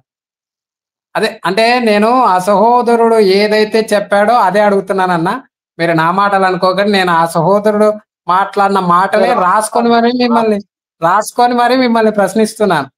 ఎందుకంటే నా సొంత సరే అభిప్రాయము మళ్ళీ ఆహ్, ఎవరో అనుకోకూడదు గదా! కాబట్టి ఆ ఆ సరే ప్రశ్నలు ఏవైతే ఉన్నాయో అవే అడుగుతున్నాను. అదే ఇప్పుడు ఆ సహోదరుడేంటంటే ప్రవీణ్ పగడాల గారి ఫోటో అడ్డు పెట్టుకొని మిమ్మల్ని ఆ అప్పు గురించి ఎవరు అడిగారు? అప్పు గురించి ఇప్పుడెందుకు ప్రస్తావన తీసుకొస్తున్నారు? ప్రవీణ్ పగడాల ఫోటో అడ్డు పెట్టుకొని మరి ఆ అప్పు గురించి ఎందుకు మాట్లాడుతూ ఉన్నారు? మీరెందుకు ఏడుస్తున్నారు? ఏడ్చే మగాళ్ళు చావాలని అంటారు గదా! ఏడ్చే మగాన్ని ఏడ్చే మగాడు నమ్మకూడదంటారు గదా! చావాలి. ఆ ఏడ్చే ఏడ్చే మగాడు మగాన్ని చావాలనా? నమ్మకూడదంటారు గదా! ఏడ్చే మగాన్ని నమ్మకూడదు అంటారు గదా! అలాగా ఏడ్చే ఓకే. ఓకే. మగాడు ఎవడైనా గాని సావాలి అని అన్నాడు. అర్థమైంది. అర్థమైంది తమ్ముడు. ఫస్ట్ హ్మ్. ప్రవీణ్ పగడాల గారిని అడ్డు పెట్టుకుని అనే మాట అన్నారు. ప్రవీణ్ హ్మ్. పగడాల గారిని అడ్డు పెట్టుకోవాల్సినంత అవసరం ఏమొచ్చింది తమ్ముడు? విజయ్ కుమార్ అనే వ్యక్తి కేవలం ప్రవీణ్ పగడాల గారు చనిపోయిన తర్వాత ఆయన పక్షంగానే పోరాటం చేశాడా? ఎప్పటి నుంచే క్రైస్తవ్యం పక్షంగా నిలబడ్డాడా? చాలా సంవత్సరాల నుంచి నిలబడ్డారన్న. క్రైస్తవ్యం పక్షంగా నిలబడ్డా. క్రైస్తవ్యంలో ఏ సావుకునికి అన్యాయం జరిగినా ఆయన పక్షంగా నిలబడిన సందర్భాలు కోకొల్లలు. అవును. అలాగే ప్రవీణ్ పగడాల గారిది అనుమానాస్పద మృతి అన్నప్పటి నుండి రాజమండ్రిలో ఈ ఈ సంఘటన అంతటిని ఆ అదే సంఘటన అంతటిని లీడ్ చేస్తున్న పెద్దలున్నారు. వారు ఏం చేశారంటే నన్ను మాకు వాయిస్ గా నీవు ఉండు విజయ్ అని నన్ను కోరారు. మా తరపున వీకేఆర్ వాయిస్ ఇస్తాడు అని వారు నిర్ణయించారు. అప్పుడు ప్రవీణ్ పగడాల గారి పక్షంగా నేను మాట్లాడడం అనేది ఇంకా ముమ్మరం చేశాను. సో వాళ్ళకి మీడియా వాయిస్ గా నన్ను ఎన్నుకున్నారు కనుక నా ఉద్దేశము కూడా ప్రవీణ్ పగడాల గారి పక్షంగా నేను నిలబడాలి కనుక ఒక సేవకుని పక్షంగా క్రైస్తవ్యాన్ని బలపరుస్తూ ముందుకెళ్ళాలి కనుక నేను ప్రవీణ్ పగడాల గారి పక్షంగా నేను నిలబడి మాట్లాడుతున్నాను. మార్చి 24 నుండి మార్చి మార్చి 24 నుండి ఏప్రిల్ 26 వరకు కూడా నేను కంటిన్యూస్ గా దాని మీదే కొనసాగాను. సుమారు నెల రోజుల పాటు రాత్రి పగలు ప్రవీణ్ పగడాల గారి పక్షంగా నేను క్రిస్టియానిటీని అలర్ట్ చేస్తూ బలపరుస్తూ నేను ముందుకు సాగాను. ఆ క్రమంలో ఏప్రిల్ 10వ తేదీనో ఏప్రిల్ 8వ తేదీనో నాకు కోర్టు నుండి నోటీసులు వచ్చాయి. నేను ఇంటి నిమిత్తం ఎవరి దగ్గర అయితే అప్పు తీసుకున్నానో ఆ అప్పులో ఇంకా సగం తీర్చవలసి ఉంది. ఆ క్రమంలో ఆ సమయంలో అతడు నాకు నోటీసులు ఇచ్చాడు. నాకు చెప్పలేనంత బాధ వచ్చేసింది. ఆల్రెడీ నవంబర్ నుండి నన్ను టార్గెట్ చేస్తూ నా దారులన్నీ మూసేస్తున్నారు. నేను క్రైస్తవ్యంలో ముందుకెళ్లకుండా నేను పాతాళానికి పడిపోవాలి అని ప్రయత్నాలు చేస్తున్న వారు ఉన్నారు. వారు ఎందుకు నన్ను టార్గెట్ చేశారు అనేది నాకు తెలీదు. ఇలా నా దారులన్నీ మూసేస్తున్న తరుణంలో ఇప్పుడు ప్రవీణ్ పగడాల గారి పక్షంగా నేను పోరాడుతున్నప్పుడు పోలీసుల నుండి ఒక ఇబ్బంది ఉంది. ఒక పక్క ఆర్థిక ఇబ్బందులు వెంటాడుతున్నాయి. ఎక్కడికైనా ప్రయాణించాలంటే నేను నాతో పాటు ఒక నలుగురు కూడా వెళ్ళాలి. కారు తీయాలి. కారుకి డీజిల్కి డబ్బులు ఉండాలి. నాతో పాటు ఉన్న తమ్ముళ్ళకు భోజనాలు ఏమైనా ఉండాలి. ఎక్కడికైనా ప్రయాణం చేయాలంటే ఆ సమయంలో ఒక పక్క పోలీసులు రోజు ఫోన్లు చేస్తున్నారు. వాళ్ళని తప్పించుకుని వీడియోలు చేస్తున్నాను. ఇంత ఒత్తిడిలో కోర్టు నోటీసులు వచ్చాయి. కొన్ని వాళ్ళు పంపించిన వాళ్ళు ఎవరైనా విరోధులా? కాదు. మొన్నటి వరకు కలిసి ప్రయాణించిన వాళ్ళే. వాళ్ళకి ఇంకొక 3.5 లక్షలు అప్పు తీర్చాలి, నేను తీరుస్తాను. దానికి నోటీసులు కోర్టుకి వెళ్ళిపోవాల్సినంత అవసరం ఏముంది? కాబట్టి ఆ సమయంలో పట్టరాని దుఃఖం వచ్చేసింది నాకు.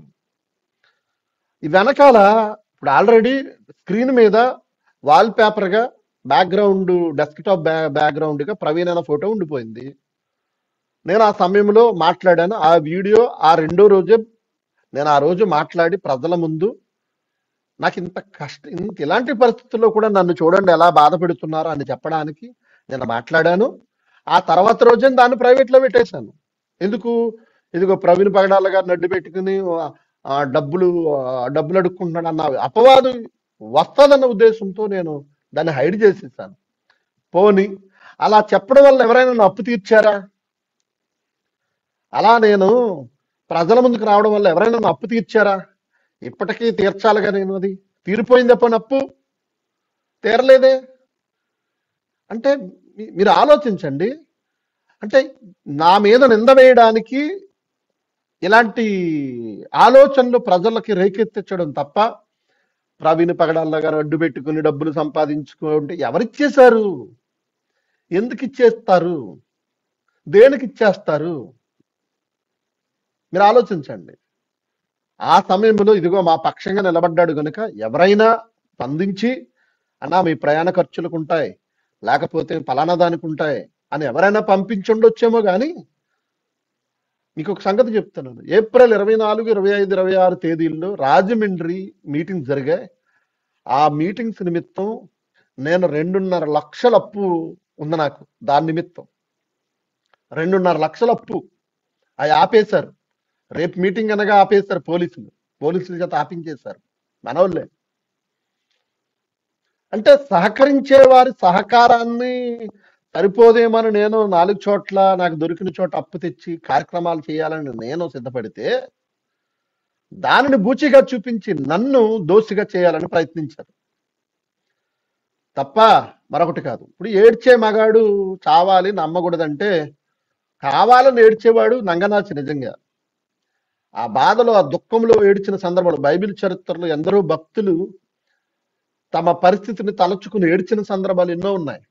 తమకొచ్చిన కష్టాన్ని తట్టుకోలేక దేవుని సన్నిధిలో కన్నీళ్లు విడిచిన సందర్భాలు ఎన్నో ఉన్నాయి. ఎవడు చెప్పాడు ఏడ్చే మగాన్ని నమ్మకూడదని? ఏడ్చే మగాన్ని నమ్మకూడదని చెప్పిన వాడు పరమ చెత్త వెదవ నన్ను అడిగితే. ఎవడు పుట్టించాడో గాని ఇది. బైబిల్ యేసుక్రీస్తు వారు కూడా కన్నీళ్లు విడిచారు. యేసుక్రీస్తు వారు కూడా కన్నీళ్లు విడిచారు. అపోస్తులు దుఃఖములో వేదనలో కన్నీళ్లు విడిచారు. బైబిల్లో భక్తులు దావీదైతే తన కన్నీటితో తన పరుపు తేలియాడుతుంది అంతగా ఏడ్చాడు దేవుని సన్నిధిలో, మొర్రపెట్టాడు తనకు వచ్చిన ఇబ్బంది కష్టం. ఇదంతా చూస్తుంటే ఆ సమయంలో నాకు వచ్చిన దుఃఖమే తప్ప మరి నటించడం వాళ్ళకి అలవాటేమో, నోటికి ఏదొస్తుంది మాట్లాడడం వాళ్ళకి అలవాటేమో. నాకైతే అది లేదండి. నాకు కోపం ఉంది, షార్ట్ టెంపర్ ఉంది. ఏదైనా మొహం మీద మాట్లాడతాను, ముక్కుసూటిగా మాట్లాడతాను. నాలో ఉన్న లోపాలు ఏమన్నా ఉంటే ఇవి ప్రజలకు నచ్చకపోవచ్చు, కానీ నటించే తత్వం అయితే నా దగ్గర లేదండి. నటించేవాడిని అయితే ఇంతమందిని నేను మెల్ల మీదకి ఎక్కించుకోను, నేను మళ్ళీ వాళ్ళ చేత తన్నించుకోను నేను. ఇది తమ్ముడు నా వివరణ. అన్న మంచిదన్నా. అయితే 8వ ప్రశ్నగా ఇంకా ఇదే విషయాన్ని కొంచెం కంటిన్యూ చేయాల్సి వస్తుంది.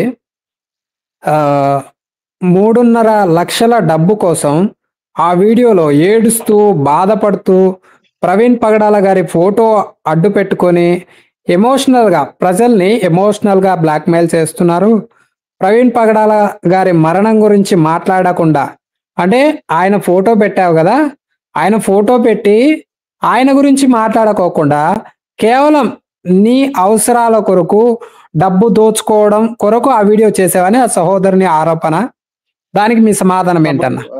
తమ్ముడు ప్రవీణ్ పగడాల గారు ఫోటో పెట్టారంటే ఆ రోజుల్లో ఆ పోరాటం చేస్తున్నాం కనుక అది ఉంది. నా అవసరత తీర్చుకోవడం కోసం నేను ఆ ఫోటో పెట్టలేదు. మరలా చెప్తున్నాను, ఆ రోజుల్లో ప్రవీణ్ పగడాల గారి కోసం కంటిన్యూగా నాన్ స్టాప్ గా మనం పోరాటం చేస్తున్న రోజులు అవి. నెక్స్ట్ తర్వాత పోని అవసరతలు తీర్చుకోవడానికి ఏడ్చాలనుకుంటే ఎవరు తీర్చారు నా అవసరతలు? తీరిపోయాయి అంటే అనుకోండి, పోని ఎవరో తీర్చలేదు కదా. ఆ అప్పు అలాగే ఉంది కదా, దాన్ని తీర్చడానికి నేను శతవిధాల ప్రయత్నం చేస్తున్నాను. నేను ఇప్పుడు తీర్చేస్తాను రెడీగా ఉన్నదంటే నాకు 3.5 లక్షలు ఇంకా చాలా కావాలంటున్నాడు అతను. నా కోర్టు ఖర్చులు ఎవరు ఇస్తారు అంటూ మాట్లాడుతున్నారట ఆ సహోదరు. ఎవరిచ్చారు? తీర్చడానికి ఎవరిచ్చారు? తన అవసరత ఎవరైనా తీర్చేశారా పోనీ నిందించడానికి? పోనీ ఎవరన్నా తీర్చారు అనుకుందాం, ఇప్పుడు వచ్చే తప్పేంటి? నేను సేవకుని కదా, నా అవసరతలు ఏవైనా సరే, నా సొంత అవసరత అయినా ఏదైనా సరే నాకు ఎవరిస్తారు తమ్ముడు? దేవుడే కదా నా ఆధారం. దేవుని పిల్లలే కదా, దేవుని పిల్లలు ఇచ్చిన దానిలోనే కదా నేను ఏదైనా చేసుకోవాలి. నా పోషణ అయినా, నా పరిచర్య అయినా, నా ప్రయాణమైనా, నా అప్పు అయినా నాకు ఎలా తీరుద్ది? అదనపు సోర్స్ ఏమీ లేవు కదా. నా భార్య ఏమి ఉద్యోగం చేయడం లేదు కదా, నాకు ఏ వ్యాపారం లేదు కదా. ఉన్నదంతా నలుగురికి సాయం చేయడమే తప్ప నాకున్న దానిలో కూడా 10 మందికి పనిచేస్తాను తమ్ముడు. నా తత్వం అది. ఎవరైతే నా మీద ఇన్ని ఆరోపణలు చేశాడో ఆ తమ్ముడికి నెలకు 10,000 రూపాయలు ఇచ్చాను, సంవత్సరాల పాటు 2 సంవత్సరాల పాటు. 10,000 నేను దాచుకుంటే నాకు ఉండవా? నా దగ్గర డబ్బు నిలవదు తమ్ముడు. నాకు ఈ రోజు అవసరతకు మించి ఉంటే ఇతరులకు ఇచ్చేస్తా. అవసరం నాకు రోజుకి 10 మంది అడుగుతూ ఉంటారు, అన్న మాకు హెల్ప్ చేయండి, మాకు హెల్ప్ చేయండి అని. ఎవరొకరికి 500, 1000 రూపాయలు, 2000 అవన్నీ ప్రజలకు చెప్పుకోం. నా అవసరతకు మించి ఉంటే నేను ఇచ్చేయడమే తప్ప నేను దాచుకోవడం అంటూ ఉండదు. నా అప్పులు అలాగే ఉన్నాయి. ప్రతి నెల నేను వడ్డీలు కట్టుకుంటూ ముందుకు సాగుతున్నాను. నాకు అదనపు సోర్స్ ఏమీ లేవు. ఏ ఆదాయము లేదు, దేవుని సేవ మాత్రమే. ఇది నా వివరణ తమ్ముడు దీని గురించి. ఓకే అన్న. అయితే 9వ ప్రశ్నగా కోర్టు నోటీసులు పంపించిన వ్యక్తి చేసేది న్యాయం కాదని మీరు అంటున్నారు కదా, అలా ఎలా అంటారు? అతని పక్షాన కూడా న్యాయం ఉందేమో కదా అని ఆ సహోదరుని ప్రశ్న. కోర్టు నోటీసులు పంపించాడు, ఈ టైంలో, ఇలాంటి టైంలో కోర్టు నోటీసులు ఎలా పంపిస్తారు, ఇది న్యాయమా అని మీరు ప్రశ్నించారు కదా, అడిగారు కదా. ఏమో ఆ, అతని పక్షాన న్యాయం ఉందేమో. సరే ఆ సమయంలో పంపించడం న్యాయమా అని నన్ను అడిగాను తమ్ముడు.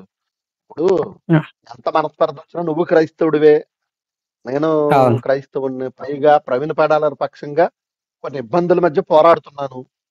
ఈ టైంలో పంపించడం న్యాయమా కోర్టు నోటీసులు అని అడిగాను. ఒకటి, ఆ ఓకే. టైంలో పంపించడం న్యాయమా? నాకు న్యాయం అనిపించలేదు. నేనైతే అలాగే ఎవరిని ఇబ్బంది పెట్టిన ఆ టైంలో. రెండవది, పోనీ నేనేమన్నా పెగ్గొట్టి తిరుగుతున్నానా కోర్టు నోటీసులు ఇవ్వడానికి? యాక్చువల్లీ దీని కథ ఒకసారి చెప్పాలి తమ్ముడు. ఈ 3.5 లక్షలు నేను ఒకరికి ఇవ్వాలి. 7 లక్షలు ఇవ్వాలి వస్తుంటే 3.5 తీర్చేసాను, ఇంకొక 3.5 లక్షలు ఇవ్వాలి. ఈ 3.5 లక్షలు నేను జనవరి ఎండింగ్ కి ఇస్తానని మధ్యవర్తి ఒక ఆయన్ని పెట్టుకున్నాం. ఎప్పుడైతే ఓకే.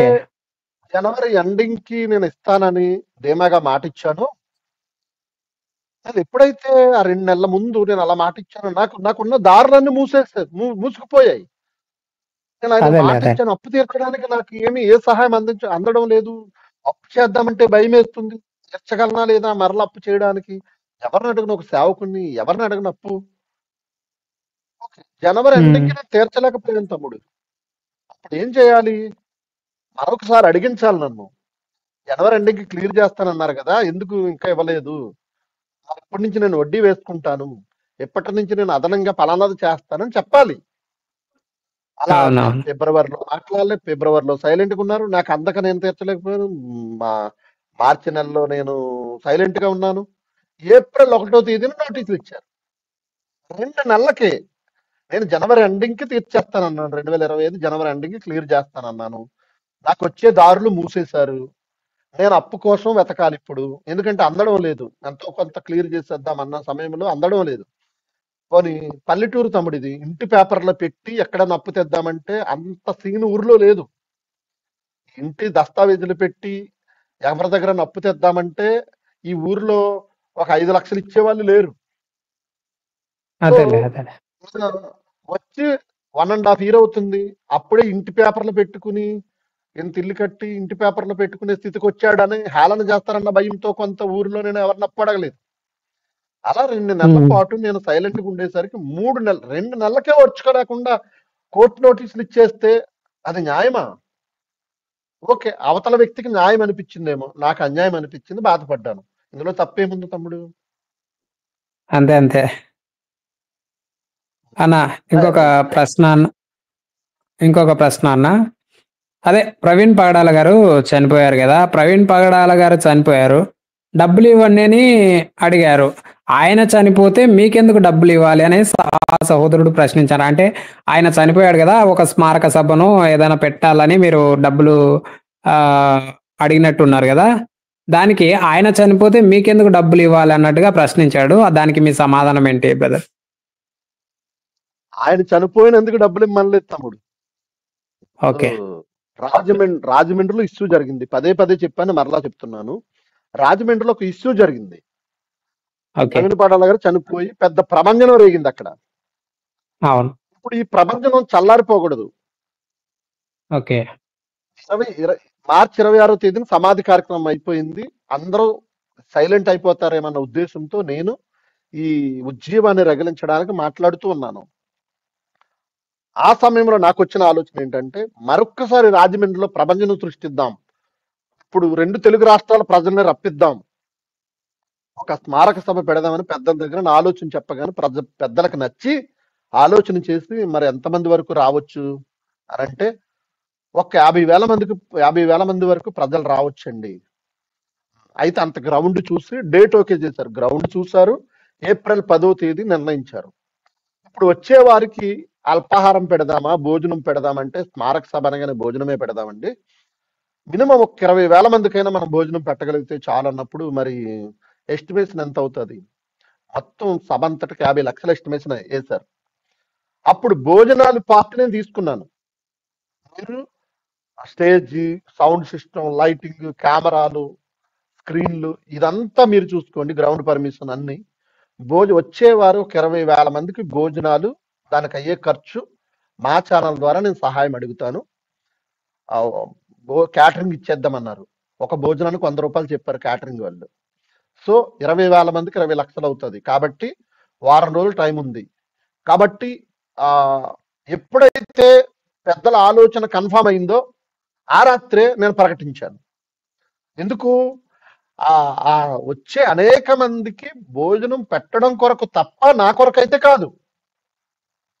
తప్ప ఆయన చనిపోయాడని నేను డబ్బులు అడగడం ఏంటి? జరగబోయే సంస్మరణ సభకి నేనేం కోటీశ్వరుని కాదు. ఒకవేళ ఎవరు స్పందించకపోతే కారు అమ్మేద్దామని నిర్ణయానికి వచ్చాం. కారుకు 6 లక్షలు ఇస్తానన్నారు. ఆ టైంలో అమ్మేద్దాం, కనీసం నా వంతుగా ఒక 10 లక్షలను నేను గ్యాదర్ చేయలేనా అని అనుకున్నాను. రంగంలోకి దిగాను. ఇప్పుడు నా కొరకు అడగలేదే, ఇప్పుడు నాకెవరు ఇవ్వలేదే, అది కూడా ఆలోచించుకోవాలి కదా. ఒక్క రోజులో 96,000 వస్తే 90,000 పెద్దలకే పంపించేశానే. ఇది తమ్ముడు వివరణ. మంచిదన్న. ఈ ప్రశ్నకు ఆ సహోదరుడు ఆలోచించాలి. మీ స్వార్థం కొరకు డబ్బులు అడిగారా, లేదంటే ప్రవీణ్ పగడాల గారి స్మారక సభ విషయమై డబ్బులు అడిగారా అన్న దాని గురించి కూడా ఆ సహోదరుడు ఆలోచించి మరి స్పందిస్తే వీలైతే బాగుంటుందని నా ఆలోచన. ఎందుకంటే ఊరికే ఏదంటే మాట్లాడితే బాగుండదు. ఇతరులకు కూడా ఆలోచనలు రేకెత్తుతూ ఉంటాయి కదా. ఆల్రెడీ మీరు దీని గురించి సంజాయిషి ఇచ్చుకున్నారు అనుకుంటా. నేను ఆల్రెడీ దీని గురించి మీరు సమాధానం చెప్పారనుకుంటా వీడియో ద్వారా. మరలా ఈ సహోదరుడు అలాగా ప్రశ్న మాట్లాడడం, అలాగా ప్రశ్నించడం ఆలోచించాలి. సరే, ఇంకొక ప్రశ్న ఆ సహోదరుడు అడిగింది ప్రవీణ్ పగడాల గారి విషయంలో. దాని గురించే మాట్లాడుతూ, ప్రవీణ్ పగడాల విషయంలో దేవునికి తెలియదా ఎప్పుడు పోరాటం చేయాలో? దేవునికి తెలుసు కదా పోరాటం ఎప్పుడు చేయాలో, మీరెందుకు ఇలా చేస్తున్నారు? వారి కుటుంబ సభ్యులు కూడా చేయడం లేదు, బైబిల్ కూడా చేయమని చెప్పలేదు, మీరెందుకు చేస్తున్నారు ఈ విధంగా? ఆ సహోదరుడు పేరు చెప్పుకొని మీరు ఎమోషనల్ గా బ్లాక్మెయిల్ చేస్తున్నారు అన్నట్టు ప్రశ్నించాడు. దానికి సమాధానం కావాలి బ్రదర్. అప్పుడు ప్రవీణ్ పగడాల గారికి మాత్రమే కాదు, రేపు నాగన్న పాల్ గారికి నీకు అన్యాయం జరిగినా నీ పక్షంగా నేను నిలబడతా. ఓకే. నేను వేలెత్తు చూపించిన తమ్ముడు అజయ్ బాబు గారు జైల్లో ఉన్నప్పుడు ఆయన పక్షంగా మాట్లాడా. ఆ స్నేహితుడు జైల్లో ఉన్నప్పుడు అతని పక్షంగా నేను నిలబడ్డా, పోరాడా. ఏ సేవకుని పక్షంగా అయినా నేను పోరాడతా. అది ప్రవీణ్ పగడాల గారు పక్షంగా కూడా పోరాడాను. నేను మాత్రమే కాదు, అనేక మంది పోరాడారు.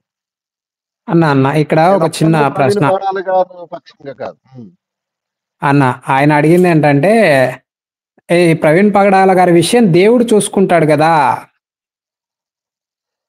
అంటే మీరెందుకు పోరాటం చేయాలి? సరే, నేను ఒకటి చెప్తున్నాను తమ్ముడు. గొలియాతుని దేవుడు చూసుకుంటాడు కదా, దావీదు ఎందుకు పోరాటం చేయాలి? అవును, అవును, కరెక్టే, కరెక్టే బ్రదర్. ఎవరొకరు ముందు నిలబడితేనే కదా దేవుడు మన పక్షంగా ఉంటాడు. అవునవునవును. ఇంకా మీరు తర్వాత వారి గమనించట్లేదు, కుటుంబ తర్వాత వారి కుటుంబ సభ్యులే పట్టించుకోలేదు కదా. వారి కుటుంబ సభ్యులు పట్టించుకోకపోవడానికి పలు కారణాలు ఉన్నాయి. అవి వారు చెప్తేనే బాగుంటుంది. వాళ్ళ పట్టించుకోలేదని మన సహోదరుడు, మన సేవకుడు ప్రవీణ్ పడాల గారు వారి కుటుంబానికి మాత్రమే పరిమితం కాదు. ఆయన యావత్ క్రైస్తవ సమాజానికి ప్రతినిధిగా మనం ఎంచుకున్నాం గనుక ఆయనకు అన్యాయం జరిగింది, ఆయన మరణం విషయంలో అనుమానాస్పదం ఉంది కాబట్టి మనకు న్యాయం కోసం నిలబడ్డాం. కాబట్టి ఏప్రిల్ 26వ తేదీన రాజమండ్రి సభలు, ఆ సభలు ఆగిపోయినప్పటి నుంచి నేను సైలెంట్ అయిపోయాను తమ్ముడు. ఏప్రిల్ 26తో నేను సైలెంట్ అయిపోయాను. నెల రోజుల పాటు కంటిన్యూస్ గా పోరాడాను, సైలెంట్ అయిపోయాను. దేవునికి అప్పగించేశాను. దేవుడు మన పక్షంగా ఉన్నాడు కాబట్టే అన్ని రోజులు మనం పోరాటం చేయగలిగాం.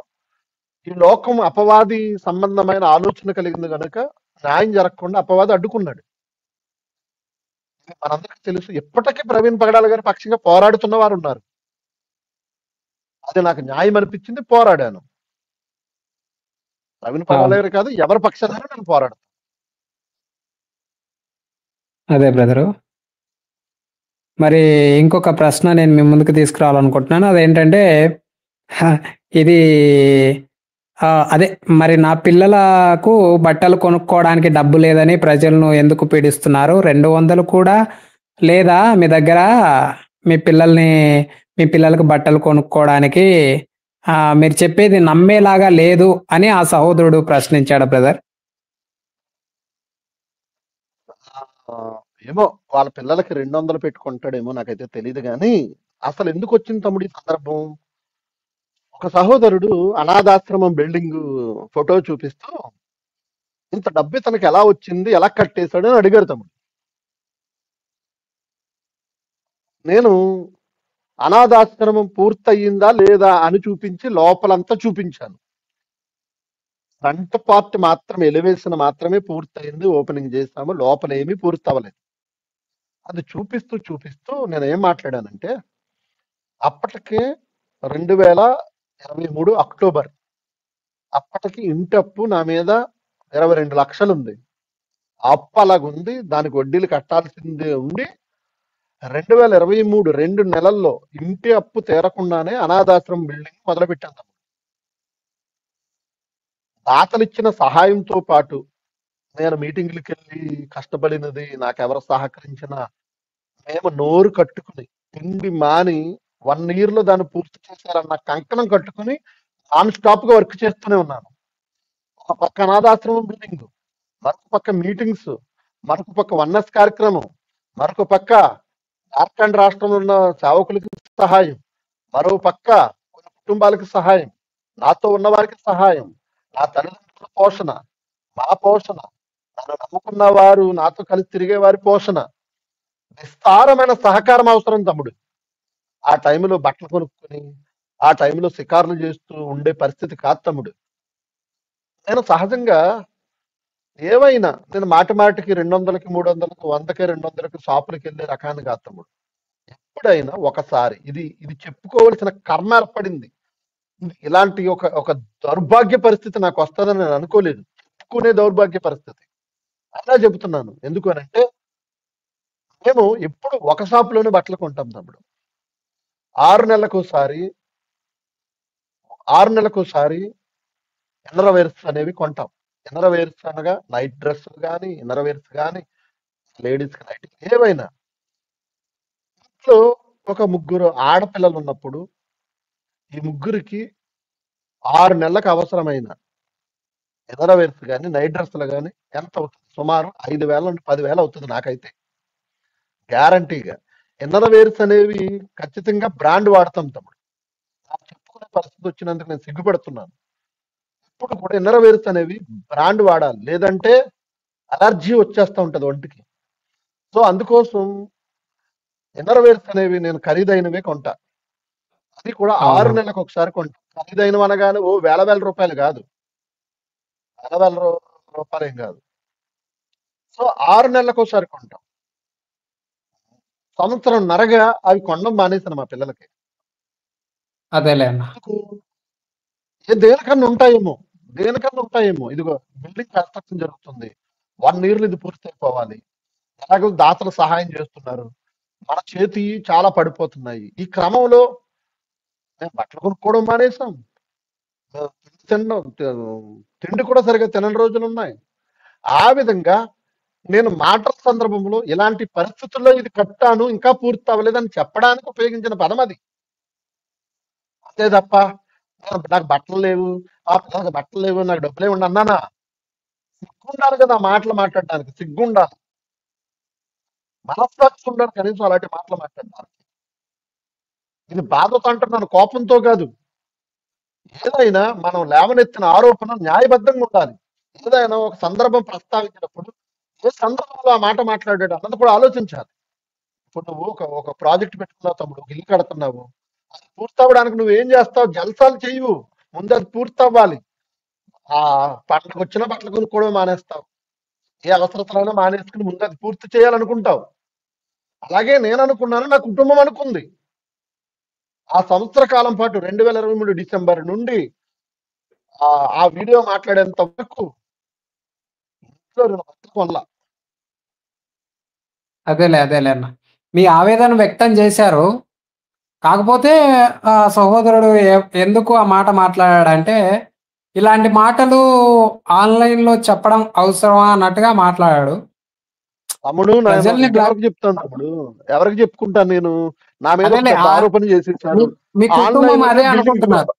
ఒక్క నిమిషం. ఆన్‌లైన్ లోని ఇదిగో ఒక బిల్డింగ్ చూపించి ఇంత బిల్డింగ్ ఎలా కట్టేశాడు? ఎక్కడి నుంచి వచ్చేసాయి డబ్బులు అన్నప్పుడు, అరే హ్మ్. బిల్డింగ్ ఏం పూర్తవలేదు రండిరా లోపలకని అదే ఆన్‌లైన్ లో తీసుకెళ్లి లోపలికి చూపించి నా పరిస్థితి వివరించా. ఇంకా పూర్తవ్వలేదు. ఇది పూర్తవ్వడానికి నానా సంకలు నాకేసాం మేము చూపించా. అని చెప్పాను నేను. అంతే తప్ప కటాయిరు కొనుక్కోవడానికి అవునవును. డబ్బులు లేవు. ఇన్నర్‌వేర్స్ కొనుక్కోవడానికి డబ్బులు లేవు అనలేదు. ఆ! కటాయిరు కొనడానికి డబ్బులు లేనప్పుడు అన్ని బిల్డింగ్‌లు ఎలా కట్టామంటే అది కట్టడానికే ఉన్నాయి మేము కొనుక్కోలేదు. కొనుక్కోలేకపోయాం. అది కట్టడానికి. బిల్డింగ్ ఉంటే కోట్లు ఉన్నట్ట తమ్ముడు. బిల్డింగ్ ఉంటే లక్షలు వస్తాయా? ఖర్చు అవుతుందా? అనాథాశ్రమం భారమా? ఈజీయా? భారమే. ఒక ఇల్లు కట్టడం భారమా? సులువా? ఇంకా అప్పులు తమ్ముడు. అందరూ అన్నారు ఇల్లు కట్టి చూడు, పెళ్లి చూడు, చేసి చూడు అన్నారు.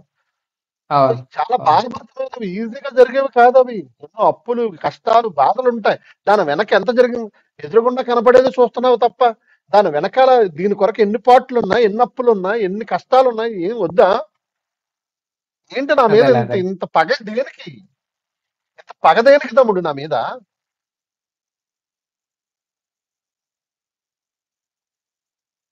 సరే అదే మీరు చెప్పిన విషయాన్ని ఆ సహోదరుడు గూడా ఆలోచించి దీనిపైన స్పందిస్తే బావుంటది. ఎందుకంటే తన బాధను తన కుటుంబం అనుకున్న సంఘ సభ్యులకు వివరించారు. నేనింత బాధపడుతున్నా గూడా ఇంకా నా పైన లేనిపోని వార్తలు పుట్టిస్తున్నారన్న ఆ బాధతో మాట్లాడానని చెప్తా ఉన్నారు. ఇక దానికి మీ సమాధానం ఏంటి బ్రదర్? అయితే ఇంకా ఒక చిన్న ప్రశ్న బ్రదర్. అయితే మీరు బెల్లంపల్లి ప్రవీణ్ కుమార్ గారిపై వీడియోలు మాట్లాడి డబ్బు ఇస్తానని చెప్పగానే ఆ వీడియో డిలీట్ చేశారని చేశారంట అని ఆ సహోదరుడన్నాడు. అంటే మీరు బెల్లంపల్లి ప్రవీణ్ గారిపై వీడియోలు మాట్లాడారంట. బెల్లంపల్లి ప్రవీణ్ గారు నీకు డబ్బులిస్తాను ఆ వీడియోలు డిలీట్ చేయంటే డిలీట్ చేసావంట. ఇది వాస్తవమా బ్రదర్? తమ్ముడు నువ్వు నా ఛానల్, నా యూట్యూబ్ ఛానల్ చూసినంత కాలంలో నేను ప్రవీణ్ కుమార్ గారికి, బెల్లంపల్లి ప్రవీణ్ కుమార్ గారికి యాంటీగా నేను ఏదైనా ఏమన్నా వీడియో మాట్లాడినట్టు నువ్వు చూసావా? ఏం లేదు బ్రదరు. అంటే అప్పుడెప్పుడో ఒక 4, 5 ఇయర్స్ బ్యాక్ అనుకుంటా ఒకసారేమో మాట్లాడినట్టు అనిపిచ్చింది గలా. ఏం ఏం లేదా? మాట్లాడుంటాను తమ్ముడు? నేను అసలు ఎప్పుడు మాట్లాడలేదు తమ్ముడు. నేనైతే అంతగా పరిశీలించలేదులే బ్రదరు. నా కంటికైతే నేను రాలేదు. బెల్లంపల్లి ప్రవీణ్ కుమార్ గారి పేరు పెట్టి ఆయన హ్మ్. గురించి తప్పుగా మాట్లాడిన ఒక్క వీడియో కూడా నా జీవితంలో మాట్లాడలేదు. ఓకే. నేను ఎక్కడైతే వాక్యం నేర్చుకున్నానో ఆ ఆ యూనివర్సిటీలో స్వస్థత వరాలు లేవు అని బోధించింది నమ్మాను చాలా కాలం. ఓకే. కానీ బెల్లంపల్లి ప్రవీణ్ కుమార్ గారి మీద నేను ఎప్పుడు చెడుగా ఆయన హేళన చేస్తూ గాని, ఆయన కించపరుస్తూ గాని, లేదా ఆయన చేస్తున్న పరిచర్యను ఎద్దేవా చేస్తూ గాని నా జీవితంలో ఎప్పుడు ఏ వీడియో చేయలేదు. చేయనప్పుడు ఓకే. నేనెలా నేనైతే తీసేయడం అవుతది? ఓకే. నేనైతే ఎందుకంటే మళ్ళీ ఈ సహోదరుడు చూసారా లేదా అనుకుంటే నేనైతే చూడలేదు. ఒకవేళ చూసిన వారు ఎవరైనా ఉంటే గిన మీ పైన ఆ ఎవిడెన్స్ పంపండి. పెడితే బావుంటది.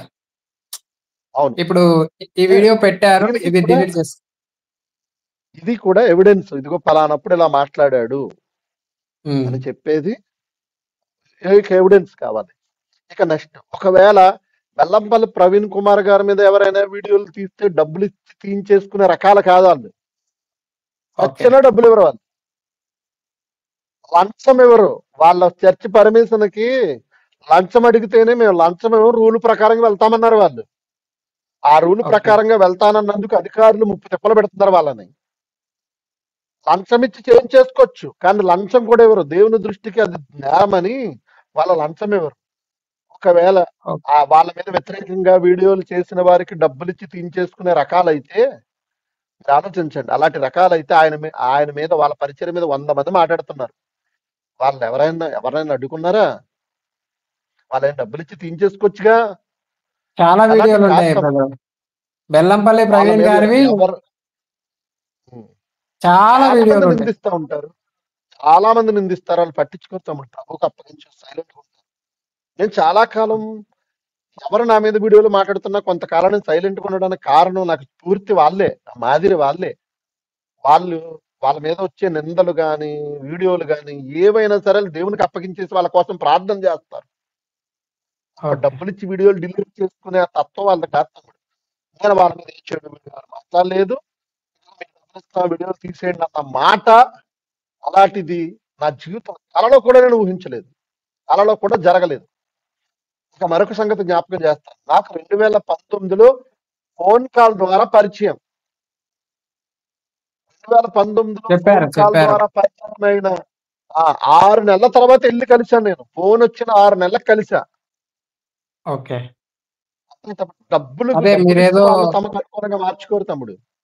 మీరేదో డిప్రెషన్‌లో ఉన్నప్పుడు ఆ కొంచెం వారి ద్వారా ఆదరణ కలిగింది అని చెప్పి చెప్పడం నేను విన్నాను ఈ వీడియోల్లో. అవును. అవును. అవును తమ్ముడు. సరే అయితే ఇంకొక ప్రశ్న గూడా బెల్లంపల్లి ప్రవీణ్ గారి గురించి అడిగాడు ఆ సహోదరుడు. బెల్లంపల్లి ప్రవీణ్ గారి దగ్గర నుంచి మీకు చాలా డబ్బు వచ్చింది అని ఆ సహోదరుడు అడిగాడు. ఎంత డబ్బొచ్చింది బ్రదరు? ఒక రూ. 1,00,00,000 వచ్చిందా? అంటే చెప్పినోళ్ళే అంటే ఆరోపణ చేసిన వారు ఇంత డబ్బు వచ్చిందని చెప్పాలి. అవును. ఆరోపణ చేసిన వారు ఇంత డబ్బు వచ్చిందని చెప్పాలి. అయితే నేను చెప్పేది ఏంటంటే బెల్లంపల్లి ప్రవీణ్ కుమార్ గారు వాళ్ళ ఫ్యామిలీ నన్ను ఓన్ చేసుకున్నారు. ఎలా ఓకే. ఓన్ చేసుకున్నారు? నాన్న పైన దేవుడు ఉన్నాడు. ఆ దేవుని తర్వాత మేము నీకున్నాం. నీకు ఏ కష్టం వచ్చినా మేమున్నాం. ఓకే. 6 నెలలుగా నాకు ఎంత కష్టం వచ్చినా వాళ్ళతో చెప్పలేదు నేను. ఎంత ఓకే. కష్టం వచ్చినా నేను చెప్పలేదు. చెప్పుంటే నాకు ఈ కష్టాలు ఉండవు. కానీ నేను చెప్పలేదు. ఓకే. ఒకటే చెప్తున్నాను. అల్లంపల్లి ప్రవీణ్ కుమార్ గారు ఒక సేవకునిగా, ఆయన సేవకునిగా తోటి సేవకునికి సహాయం చేశారు. తమ దగ్గర ఉన్న పిల్లలకు సహాయం చేయడంలో వారు కొండంత దాతృత్వం కలిగిన వారు. అదేలే బెల్లంపల్లిలో బ్రదర్. బెల్లంపల్లిలో వాళ్ళ చర్చ్ కన్స్ట్రక్షన్ కోసం ఉంచిన డబ్బు కరోనా సమయంలో పంచేశారు. ఓకే. చర్చ్ కన్స్ట్రక్షన్ ఆపేసి దానికోసం దాచిన డబ్బు దేవుని పిల్లల సొమ్ము ఈ 2 రాష్ట్రాల్లో నా ద్వారా కరోనా సమయంలో 18 లక్షలు పంచాం. నేనే పంచాను నా చేతుల మీదుగా. Rice, okay. కిరాణా అన్ని. నాకు చేయడం ఏంటి? అనిల్ జాన్సన్‌కి హెల్ప్ చేశారు. అతనికి అవసరం ఉన్నప్పుడు. ఈట బుట్టా గారికి సహాయం చేశారు. నాకు ఓకే. సహాయం చేశారు. అవసరం ఉన్నప్పుడు. ఇంకా ఏమో మాకు తెలియకుండా ఇంకెంతమందికి చేశారు. వారి దాతృత్వం ఉంది. వాళ్ళకి ప్రేమ ఉంది. అదే. తప్పేంటి తమ్ముడు? వారు తప్పేం లేదు. నా పరిచర్యలో అవస్ నాకు సహాయం చేస్తే తప్పేంటి? నేను దోచుకుంటే తప్పు. అదే వారు అదే డబ్బుకి ఆశపడి వాళ్ళ అన్యాయాలను దాచిపెడితే తప్పు. నేను వాళ్ళ పరిచర్యలో నేను పాలిభాగస్తుడిని. వాళ్ళ పరిచర్యలో నేను ఒకడిని. అవును, వాళ్ళ పరిచర్యలో నేను ఉన్నాను గనక నాకు కష్టం వస్తే సహాయం చేస్తారు. తప్పేంటి? అలాగని నేనేమి వాళ్ళ దగ్గర నాకు కష్టం వచ్చిన ప్రతిసారి చేయి చాచలేదు. వారు నెల నెల ఏమి ఇచ్చేయలేదు. ఇదో పుకారు పుట్టించారు తెలుసా? ఆయనకేంటి బెల్లంపల్లి ప్రవీణ్ కుమార్ గారు ఉన్నారు, బోలంత ఇస్తారు వాళ్ళు, ఆయనకి మనం సహాయం చేయనవసరం లేదు అని కూడా సహకారులు పాడు చేస్తారు. ఎందుకు ఇస్తారు తమ్ముడు? వాళ్ళని ఎందుకు ఇస్తారు? దేనికి ఇస్తారు? ఎప్పుడైనా ఆపద వచ్చినా, ఏదైనా అవసరం ఉన్నా, ఏదైనా అనాథాశ్రమం విషయంలో చాలా సహాయం చేశారు. తప్పేముంది? కానీ ఇక ప్రతిసారి నాకు ఇస్తా ఉంటే వాళ్ళకు వద్దా? వాళ్ళ పరిచర్యలు లేవా? వాళ్ళే ఇబ్బందులు ఉన్నారు చాలా ఇప్పుడు. సరిపోద్ది అనుకుంటున్నాను తమ్ముడు. వాళ్ళ అదే అదే దాతృత్వం కలిగిన వారు ఇస్తారు, ఇవ్వచ్చు. అలాగని వీకేఆర్కి లక్షల కోట్లు ఏమి ఇచ్చేలా అంత డబ్బాలకు ఉండాలి కదా ఇవ్వడానికి. అంటే వాళ్ళ దగ్గరే డబ్బులు తీసుకొచ్చుకున్నారు కాబట్టే మీరు వాళ్ళ పైన వీడియోలు చేయలేదు అనేది కూడా ఒక నిందనే. తమ్ముడు నిందలు ఉంటాయి తమ్ముడు. నేను ఆయన పరిచయం అయ్యాకే సేవకుల మీద నన్ను వీడియోలు చేయకూడదు అని నిర్ణయించుకున్నాను తమ్ముడు. ఓకే. ఏ సేవకుని మీద చేయనప్పుడు ఇంక ఎలా ఎందుకు చేస్తాను? ఎందుకు చేయాలి? నాకు ఇప్పుడు పబ్లిక్ గా చెప్తున్నా, సమాజంలో వాడబడుతున్న పెద్ద పెద్ద దైవజనుల్లో పిడి సుందర్రావు గారు నాకు ఒక మాదిరి, బెల్లంపల్లి ప్రవీణ్ కుమార్ గారు నాకు ఒక మాదిరి. ఈ ఇద్దరు సేవకుల వాళ్ళ మాదిరి నా మీద ప్రభావం చూపించింది. నేను ఇప్పుడు చెప్తా. సో నేను వాళ్ళ మీద ఎందుకు వీడియోలో మన పిడి సుందర్రావు గారి మీద కూడా మాట్లాడాను నేను. ప్రవీణ్ అవును. గారి మీద ఎందుకు మాట్లాడతాను నేను? ఎందుకు మాట్లాడను. క్రైస్తవ్యానికి వాళ్ళ వలన అన్యాయం జరుగుతుందంటే అప్పుడు మాట్లాడతా. క్రైస్తవ్యం నష్టపోతుంది వీళ్ళ వలన అంటే నేను మాట్లాడతా. కానీ క్రైస్తవ్యానికి వాళ్ళు మేలు చేశారు కదా, మేలుకరంగా ఉన్నారు, ఆశీర్వాదకరంగా ఉన్నారు. నేను ఎందుకు మాట్లాడతా? ఓకే. మంచిది, అది మీ అభిప్రాయము. Okay brother. అయితే ఇక ఇంకా ఉన్నాయా 15వ తమ్ముడు? ప్రశ్న బ్రదర్. ఇంకా ఉన్నాయా 15వ అంటున్నా. ప్రశ్న. ఇంకా ఒక 2 ప్రశ్నలు ఉన్నాయి బ్రదర్. ఆ 2 ప్రశ్నలు ముగించుకుందాం. చాలా టైం అయిపోయింది. మీ వల్ల క్రైస్తవ్యం నాశనం అయింది, కరుణాకర్‌ని మీరే హైలైట్ చేశారు అని ఆ సహోదరుడు చెప్పారు. దానికి మీ సమాధానం ఏంటి? కరుణాకర్‌ని కరుణాకర్ మీరే అనేవాడు హైలైట్ చేశారు. కరుణాకర్ అనేవాడు హైలైట్ అవడం వల్ల క్రైస్తవ్యం నాశనం అయిపోయిందని ఒప్పుకుంటున్నాడా? ఇక ఆ సహోదరుని మాటల్లో అలాగే ఉంది మీనింగ్. నువ్వు ఆలోచించు తమ్ముడు. ఒక కరుణాకర్ వలన క్రైస్తవ్యం నాశనం అయిపోద్దా? అంత చిన్నదా క్రైస్తవ్యం? కాదు కాదు. 10 మంది కరుణాకర్లు వచ్చినా ఏం చేసుకోలేదు. నాశనం అయిపోద్దా? ఒక విజయ్ కుమార్ వల్ల క్రైస్తవ్యం నాశనం అయిపోద్దా? ఒక కరుణాకర్ గారి వల్ల క్రైస్తవ్యం నాశనం అయిపోద్దా? ఒక అనీ జాన్సన్ వల్ల క్రైస్తవ్యం నాశనం అయిపోద్దా? ఒక నాగన్న పాలు వలన క్రైస్తవ్యం నాశనం అయిపోద్దా? నువ్వు నాశనం అయిపోతా, నేను నాశనం అయిపోతాను. క్రైస్తవ్యం దేవుని వలన ఏర్పడింది, అది అలాగే ఉంటుంది. ఎంతమంది విరోధులు వచ్చినా, క్రైస్తవ్యం ముసుగేసుకున్న దొంగలు ఎంతమంది వచ్చినా క్రైస్తవ్యం విస్తరిస్తూనే ఉంటుంది, అభివృద్ధి చెందుతూనే ఉంటుంది. అది దేవుని వలన ఏర్పడింది. నా వలన క్రైస్తవ్యం నాశనం అయిపోవడం అంటే అతన్ని మీరు హైలైట్ చేశారా? ఓకే, దీని గురించి సమాధానం చెప్తా తమ్ముడు. 2015 ఏప్రిల్ 30వ తేదీన కరుణాకర్కి నాకు డిబేట్ జరిగింది తమ్ముడు, రాజమండ్రిలో. కానీ ప్రపంచానికి తెలీదు. కానీ ఆ డిబేట్ లో నేనేమి పీకలేకపోయానంట. అందుకోసం మరొక సహోదరుడు దమ్ముంటే నాతో రాని ఛాలెంజ్ చేశాడు కరుణాకర్ని. అప్పుడు ఆ తమ్ముడు యేసుక్రీస్తు లోకరక్షకుడు క్రీస్తు ఏదో ఒక డిబేట్ జరిగింది. అప్పుడు కరుణాకర్ గారికి చెమట్లు పట్టేశాయి. ఎప్పుడైతే కరుణాకర్కి చెమట్లు పట్టాయో, డౌన్ అయిపోయాడో, ఆ హిందూ సమాజం అంతా ఛాలెంజింగ్ గా తీసుకుని వాడిని నిలబెట్టారు.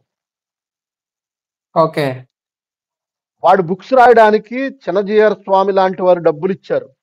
పరిపూర్ణానంద స్వామి వాళ్ళు వెనకుండి నడిపించారు. ఇలాంటి వాడిని మనం పెట్టుకుని క్రైస్తవ్యాన్ని అబాస్పాలు చేయొచ్చని ఆ కరుణాకర్ని అప్పటి నుంచి లేపుకోవడం మొదలు పెట్టారు. వాడు వాళ్ళ అండతో నిలబడ్డాడు. ఆ సమయంలో మనము వాడు ఏమన్నా బైబిల్ గురించి తప్పుగా మాట్లాడితే కౌంటర్లు ఇచ్చాం. క్రైస్తవ్యానికి అడ్డుగోడగా నిలబడ్డాం. వాడికి మా క్రైస్తవ్యానికి మధ్యలో నిలబడి చిత్తుగా సమాధానాలు ఇచ్చాం. నేను మాత్రమే కదా, నాతో పాటు అనేకులు. ఇంకొక మాట చెప్తాను. మరి కరుణాకర్ గారికి కౌంటర్లు ఇచ్చినంతసేపు నువ్వు కూడా నాతో ఉన్నావుగా, 2019 వరకు ఉన్నావు. అవునవును. ఆ ఇది సహోదరుడు కూడా కూడా నాతో పాయింట్. ఉన్నాడు కదా. ఇది మరి కూడా అప్పుడు పాయింటే. అప్పుడు గుర్తు రాలేదా? అప్పుడు తెలియలేదా? ఎందుకన్నా అవును. ఆ కరుణాకర్ గారిని ఎందుకన్నా మనం పట్టించుకోవడం వల్ల నువ్వు కూడా సమాధానాలు ఇచ్చావు కొన్నింటికి. ఇది కూడా ఆలోచించాల్సిన మరి విషయమే. కరెక్టే. మరి అప్పుడు ఎందుకు రాలేదు తమ్ముడు ఇవన్నీ? కరుణాకర్ నేను హైలైట్ చేశానని ఈ రోజు మాట్లాడుతున్నప్పుడు, ఆ రోజు కలిసి ఉన్నప్పుడు వద్దన్నా వాడి జోలి ఎందుకు మనకి? మన వల్ల ఆడు హైలైట్ అవుతున్నాడు. మూసుకునుందాం అప్పుడే అన్నా అని అప్పుడే చెప్పుండుంటే నా నోట్లో అయిపోయాను. నుంచి వచ్చేది. చెప్పు ఉండొచ్చు. నా పక్కన కూర్చుని నువ్వు ప్రసంగాలు చేసావు వాడి మీద. అసలు ఈ అదేలే. రోజు అదేలే. నీతులు చెప్తున్నావా? తప్పు కదా. కరెక్టే. ఇందు కరెక్టే. మూలంగా నేను చెప్పేది ఏంటంటే, కలిసి ఉన్నంత కాలం సఖ్యంగా మంచిగా కలిసి ప్రయాణించాం. ప్రేమతోనే విడిపోవాలి. నా పద్ధతులు నీకు నచ్చలేదు. నీ పద్ధతులు నాకు నచ్చలేదు. వేరైపోయావు. నీ ప్రేమతో నువ్వు పరిచయం చేసుకో తమ్ముడు. నీకు కొంతమందిని పరిచయం చేసి వదిలేశానుగా. నా ద్వారా పరిచయం చేసిన వారు ఉన్నారుగా నీకు. నువ్వు వాక్యం చెప్పడానికి నా ద్వారా పరిచయమైన మరికొంతమంది ఉన్నారు కదా. నువ్వు వాక్యం చెప్పు. చక్కగా సేవ చేయి. నీ సేవకు నేను అడ్డు రాలేదు కదా. నన్ను ఎందుకు అడ్డుకుంటున్నావు? నా మీద ఎందుకు బురద జల్లుతున్నావు? నా మీద ఎందుకు ఆరోపణలు చేస్తున్నావు? అంటే నేను అభివృద్ధి చెందడం నీకు ఎందుకో ఇష్టం లేదు. ఏదో ద్వేషభావం నీలో ఉండిపోయింది. లేదా నా వలన నువ్వేమైనా హర్ట్ అయ్యావేమో. నా వలన నా సహోదరుడు, ఏ సహోదరుడు అయితే నన్ను ప్రశ్నలు అడిగాడు, నా వలన నా సహోదరుడు హర్ట్ అయ్యాడేమో. నేను ఈ వీడియో ముఖంగా చెప్తున్నాను, తమ్ముడు, నువ్వెవరవైతే నా మీద ఆరోపణలు చేశావో నీ పేరు చెప్పడం నాకు ఇష్టం లేదు. నిన్ను నా ఛానల్లో చూపించడం కూడా నాకు ఇష్టం లేదు. కానీ బహిరంగంగా చెప్తున్నాను, నా వలన నీవేమన్నా అభ్యంతరపడి ఉండుంటే, నా వలన నువ్వేమన్నా బాధపడి ఉండుంటే, నా వలన నీ ఈగో హర్ట్ అయితే ఐఎమ్ వెరీ సారీ. మనస్ఫూర్తిగా క్షమించమని అడుగుతున్నాను. నీ మీద నాకు ఏ ద్వేషము లేదు. ఉన్నతంగా పరిచయం చేయి. నా ద్వారా సమాజానికి కనబడి, నా ద్వారా 10 మందికి నువ్వు పరిచయమై, నీవు సేవ చేస్తూ అభివృద్ధి చెందితేనే నాకు దీవెన. నువ్వు నాశనం అయిపోతే నాకు దేవుడి నుండి శాపం వస్తుంది. కాబట్టి నువ్వు ఉన్నతంగా పరిచర్య చేయి. నువ్వు ఉన్నతంగా ముందుకు సాగు. అవసరమైతే నీ కోసం ప్రార్థిస్తా. నీ మీద నాకు ఏ ద్వేషము లేదు. నీ మీద నాకు ఏ పగ లేదు. అవసరం లేదు కూడా. నా పరిచయం నేను చేసుకుంటున్నాను. నీ పరిచయం నువ్వు చేసుకో. దేవుని రాకడలో మన ఇద్దరం దేవునికి ఇష్టమైతే దేవుడు పిలుచుకుంటాడు. లేదా ఎవరొకరిని కిందకు తొక్కేస్తాడు. లేదా ఇద్దరిని తొక్కేస్తాడు. చెప్పలేం. మంచిదే బ్రదర్. చాలా మంచి మాట చెప్పారు. నాకు ఈ విషయంలో కొంచెం సంతోషం అనిపించింది. ఎందుకంటే మీరు ఒక దైవ సేవకుడయ్యుండి, పెద్దవారయ్యుండి, ఆ సహోదరుడు అడిగిన ప్రశ్నలకు ప్రతి విషయానికి సాత్వికంతో సమాధానం చెబుతూ, అలాగే ఆ సహోదరుడు ఏమైనా బాధపడి ఉండుంటే, ఆ సహోదరునికి క్షమాపణ కూడా చెప్పడం అన్నది ఒక మంచి క్రైస్తవ దైవజనుని లక్షణం. నిజంగా ఒకవేళ ఆ సహోదరుడు ఖచ్చితంగా వింటాడు. సహోదరా, దయచేసి అన్నగారి క్షమాపణ గూడా విన్నారు గదా! ఒక్కసారి ఆలోచించండి. మీరేదైనా గానీ, ఆ ఫోను నంబర్ విషయంలో గానీ, ఛానల్‌ది విషయంలో గానీ, తర్వాత కరుణాకర్ హైలైట్ చేసే విషయంలో గానీ, మీరు అప్పుడే అన్నతో ఉన్నప్పుడే అది ప్రశ్నించాల్సింది. మరలా ఇప్పుడు వాటిని రేకెత్తడం వల్ల అది మీకే బ్యాడ్ నేమ్. ఎందుకంటే పోయినప్పుడే అడిగి తెంచుకొని పోవాల్సింది. ఇంతకాలం అయిపోయిన తర్వాత మీరు మళ్ళా ఏదో కక్షతో, ద్వేషంతో మీరు ఇలాగా మాట్లాడుతున్నారు అనే భావనే అందరికొస్తుంది. ఈ విషయాన్ని ఒకసారి ఆలోచించండి సహోదరా. ఓకేనా? చివరగా ఒక తమ్ముడు ప్రశ్నుందన్నా అదొక ఎవరు ప్రశ్న. అంటే ఈ ఛానల్లో నేను అంటే లైవ్ చాట్ నేను ఓపెన్ చేయలేదు. ఎందుకు డిస్టర్బెన్స్ వస్తదని. కానీ వేరే ఓకే. ఛానల్ నుంచి ఎవరో నాకు కామెంట్ పెట్టారు. ఎవరో జేఎస్ అట, బెల్లంపల్లి ప్రవీణ్ అన్న మీద వీడియో చేశారు అన్నా అని పెట్టారు. ఒకవేళ చేసుంటే చెప్పండి తమ్ముడు. ఆ వరకు నాకైతే నేను ఆయన మీద ఎప్పుడు ఏ వీడియో చేయలేదు. ఆయనకు వ్యతిరేకంగా ఏ వీడియో చేయలేదు. అనుకూలంగానే చేశాను. ఒకవేళ అలా చేసుంటే మీరు ఏదైనా చూపించండి. అది నేను సరి చేసుకుంటాను. ఓకే. ఒకవేళ చేసుంటే సరి చేసుకుంటాను. తప్పేముంది? అంతే. సాలెం అంతే. రాజు గారి మీద సాలెం రాజు గారికి ఆయన బోధన తప్పుపడితే వీడియోలు చేశాను. తర్వాత అవును. మొన్న నేను ఆయన పక్షంగా మాట్లాడాను. పబ్లిక్ గా ఒకవేళ నా వల్ల మీరు హర్ట్ అయి ఉంటే ఐ వెరీ సారీ అని కూడా చెప్పాను. ఇంకా తప్పేముంది? ఆ సమయంలో వాళ్ళ తప్పేం బోధ లేదు. ఇప్పుడు నాకు ఏదైనా మనకు ఒక విషయంలో ఆ సహోదరుడు ఇప్పుడు మీరు నేనున్నాను. నేను మీ విషయంలో ఒక విషయంలో మీరు నాకు కరెక్ట్ కాదనిపించినప్పుడు చాలా వీడియోలు చేశాను. ఇప్పుడు ఒక విషయంలో మనకు తప్పుందని అనిపించినప్పుడు వీడియోలు చేయడంలో తప్పేముంది? హెచ్చరించడంలో మనము తెలియజేయడంలో తప్పేముంది? ప్రశ్నించడంలో తప్పేముంది? తప్పేం లేదన్నా? తర్వాత ఇంకో ప్రశ్న అడిగారు తమ్ముడు. తమ్ముడు ఆ! ఆ! JS do you have the guts live with పేరు చెప్పి అంటే ఆ బ్రదర్ తో ముఖాముఖిగా మీరు లైవ్ చేసే దమ్ముందని అడిగారు. నేను ముందే చెప్పాను. నా నుండి వేరై నాకు వ్యతిరేకంగా ప్రవర్తిస్తున్న వారిని నా ఎదురుగా నేను మరలా రానివ్వను. వాళ్ళు ఎదురుపడినా నేనే పక్కకు తప్పుకుంటూ వెళ్ళిపోతాను. లేదా వాళ్ళన్నా పక్కకెళ్ళిపోమంటాను. అంత అవసరం లేదు. ఎందుకు? ఒకసారి మనస్పర్ధలొచ్చి వేరైనప్పుడు, కలిసే ఆ మనస్తత్వం లేనప్పుడు వేరుగా ఉండడం మంచిది కదా! దూరంగుంటేనే ప్రేముంటుంది. దగ్గరగుండి కొట్లాడుకోవడం ఎందుకు? అదే అన్న. చివరగా ఇదే ఇంకా అందరూ మీ పైన పడుతున్నారు గదా! అంటే మీలో ఏదో లోపం ఉంది అని ఆ సహోదరుడన్నాడు. అంటే అందరిప్పుడు ప్రతి ఒక్కరు మీ పైన వీడియోలు చేస్తూ ఉన్నారు గదా! అంటే మీలో ఏదో లోపం ఉంది అన్నట్టుగా ఆ సహోదరుడు మాట్లాడి దానికి మీ సమాధానమే. ఉదాహరణకి ఇప్పుడు నాపై ఆరోపణలు చేస్తూ వచ్చిన వీడియో ఏదైతే ఎమోషనల్ బ్లాక్‌మెయిల్ అనే వీడియో వచ్చిందో, ఆ వీడియో అవును. ఏ ఛానెల్‌లో వచ్చింది తమ్ముడు? ఆ ఛానెల్ నీ దాకా వచ్చింది వేరే ఛానెల్ ద్వారా కదా! అవునవును. ఆ బ్రదరు ఆ వీడియోను పెట్టడానికి ఆయనకి నాకున్న ఏమన్నా భేదాభిప్రాయాలున్నాయా? నాకు ఆ బ్రదరే ఏ తెలీదు నాకు. ఆ! ఓకే. నాకు ఆ బ్రదరే తెలీదు. ఆ తమ్ముడెవరో తెలీదు. నా మీద వీడియో పోస్ట్ చేయడానికి గల కారణం కూడా నాకు తెలీదు. ఇప్పుడు ఈ సమయంలో ఎందుకు వీడియో పెట్టాడో కూడా నాకు తెలీదు.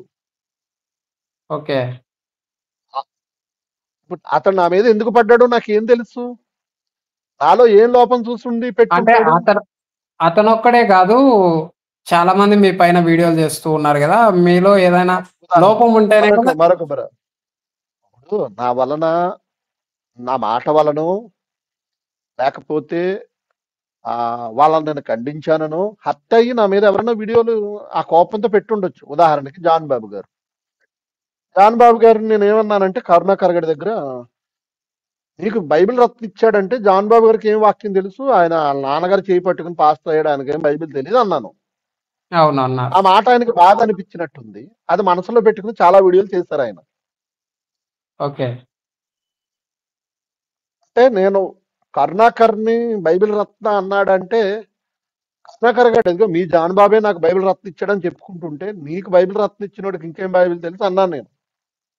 ఓకే. ఓకే. అది జాన్ బాబు గారికి బాధ అనిపించిందేమో. మాట్లాడుకుంటుంటే బాగున్ను. నా మీద వీడియోలు చేశారు. లేనిపోని వీడియోలన్నీ చేశారు. నేనవి పట్టించుకోలేదు. సో, అక్కడ నా మీద పడడానికి ఆయన తను పెద్దవాడు, సేవకుడు అన్న ఆలోచనను విడిచి నన్ను ఆయన టార్గెట్ చేశాడు. టార్గెటెడ్‌గా, వాంటెడ్‌గా కావాలని చేసినయే తప్ప మరి అందరూ నా మీద పడడానికి ఉదాహరణకి ఈ తమ్ముడే ఉన్నాడు. ఆరోపణలు చేసిన తమ్ముడు నా నుండి నాతో 10 సంవత్సరాలు కలిసి ప్రయాణించి ఎందుకు వేరైపోయాడు? కలిసున్నప్పుడు కనబడని లోపాలు, కలిసున్నప్పుడు కనబడని ఆహ్, ఏదైనా విడిపోయాక ఎందుకు కనబడుతుంది? ఉన్నంత కాలము బానే ఉన్నారుగా. అన్నిటికంటే మించింది నేను ఒకవేళ నా నుండి వేరైన వాళ్ళు నా గురించి ఎవరైనా చెడ్డగా చెబుతున్నారంటే కారణాలు ఉంటాయి తమ్ముడు. ఒకటి చెప్తున్నాను. నేను దేవుని పని విషయంలో చాలా ఖచ్చితంగా ఉంటా. దేవుని పనిని నిర్లక్ష్యం చేస్తే నేను ఖచ్చితంగా గద్దిస్తా. దేవుని పనిలో ఉండగా నీ ఇష్టానుసారంగా నువ్వు ఉంటే నేను అంటా. మొహం మీదే అంటా. నాకు ముక్కుసూటితనం ఎక్కువ. మొహం మీదే మాట్లాడతాను. మనిషి ఎదురుగుండా ఒకటి, మనిషి లేనప్పుడు ఒకటి మాట్లాడను. ఏదైనా మొహం మీద తేల్చేసుకుంటా. కొంచెం షార్ట్ టెంపర్ ఉంది నాకు. నేను సేవకునిగా అంటే ఒక సంఘ కాపరిగా కూడా నాకు అర్హత లేదేమో అనుకుంటాను. ఎందుకంటే నాకంత సహనం లేదు. నాకంత ఓర్పు లేదు. కాబట్టి నాలాగే అందరూ ఉండాలనుకోవడం వలన నేను నా దగ్గర ఉన్న వారిని కొన్ని సందర్భాల్లో ఆళ్ళ పని చేయకపోతే గద్దించి కోప్పడిన సందర్భాలుంటాయి. పని ఎందుకు బాగా చేయలేదు అన్న మాటలు అన్న సందర్భాలు ఉంటాయి.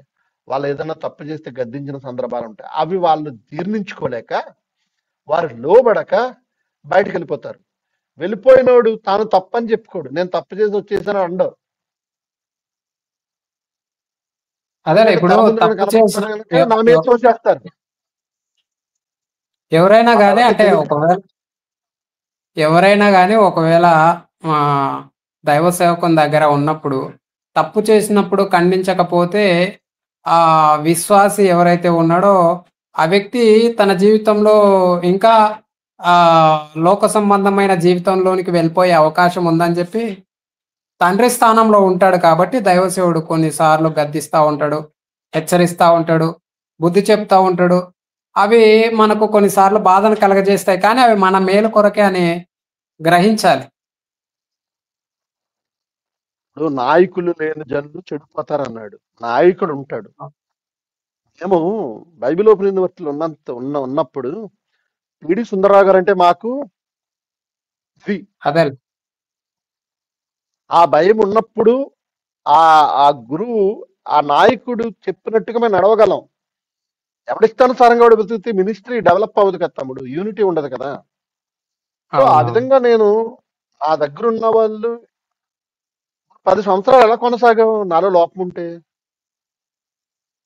అంతసేపు నా ప్రేమను రుచి చూసావు, నేను ఎలాంటి వాడిని చూసావు, నా నిస్వార్థమైన జీవితం చూసావు, నేను ఎంత ప్రేమిస్తానో చూసావు, నేను ఎలా ఎలా చూస్తానో చూసావు.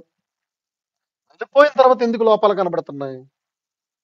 కాబట్టి మనుషులు ఎవ్వరూ మంచోళ్ళు కదా తమ్ముడు, ఇంక్లూడింగ్ మీ. నాతో సహా నేనేం నీతిమంతున్నేం కాదు. నాలో కూడా మీకు నచ్చని స్వభావం నాలో ఉండే ఉంటుంది. మీలో నాకు నచ్చని ఏదైనా ఉంటుంది. నచ్చనిది ఏదో పక్కన పెట్టి ప్రభు పనిలో ఏది అనుకూలిస్తుందో దాన్ని పట్టుకుని వెళ్ళిపోదాం. అంతే అంతే అంతే. అలా వెళ్ళినప్పుడే కదా మనం ముందుకు కొనసాగలం. ఇది తమ్ముడు నా వివరణ. తమ్ముడు నీకు మంచిదన్నా. కూడా తమ్ముడు నీకు నాకు కూడా నా నా మీద నీకేమన్నా ఎప్పుడైనా ఒక భేదాభిప్రాయం ఎప్పుడైనా కలిగిందా? బాధ అనిపించిందా నా మాటల్లో ఎప్పుడైనా ఏ సందర్భంలో అయినా? అంటే దేని గురించి అంటారన్నా? ఎప్పుడైనా నీకు ఇప్పుడు నాలో ఇప్పుడు మనం నా ఇప్పుడు వల్ల నువ్వు మాట్లాడిన ఎప్పుడైనా బాధపడ్డ సందర్భం ఉన్నదా?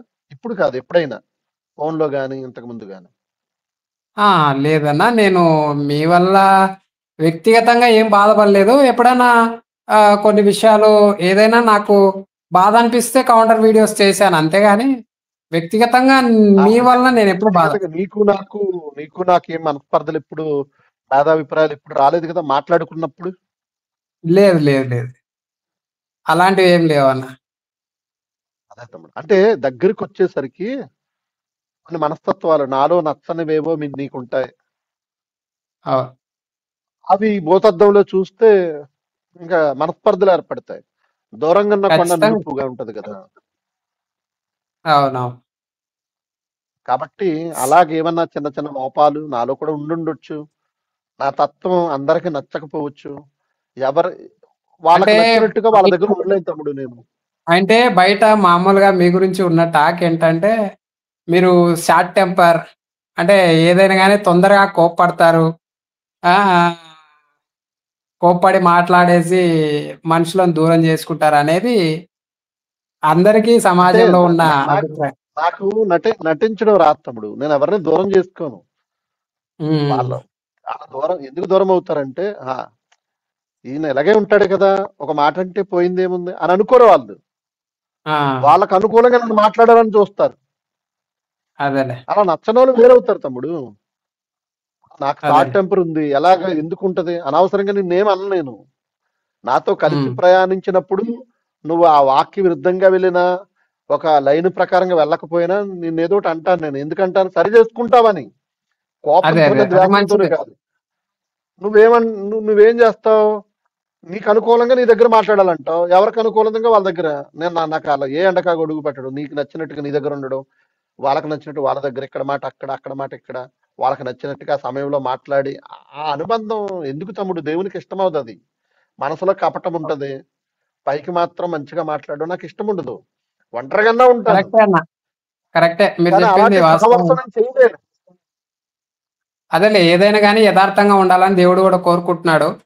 ఇప్పుడు లోపల ఒకటి పెట్టుకొని బయటికి మంచిగా నవ్వుతూ మాట్లాడడం మంచిది గాదు. ఏదైనా గానీ యథార్థంగా యథార్థవాది లోక విరోధి అట. యథార్థవాది లోక విరోధి.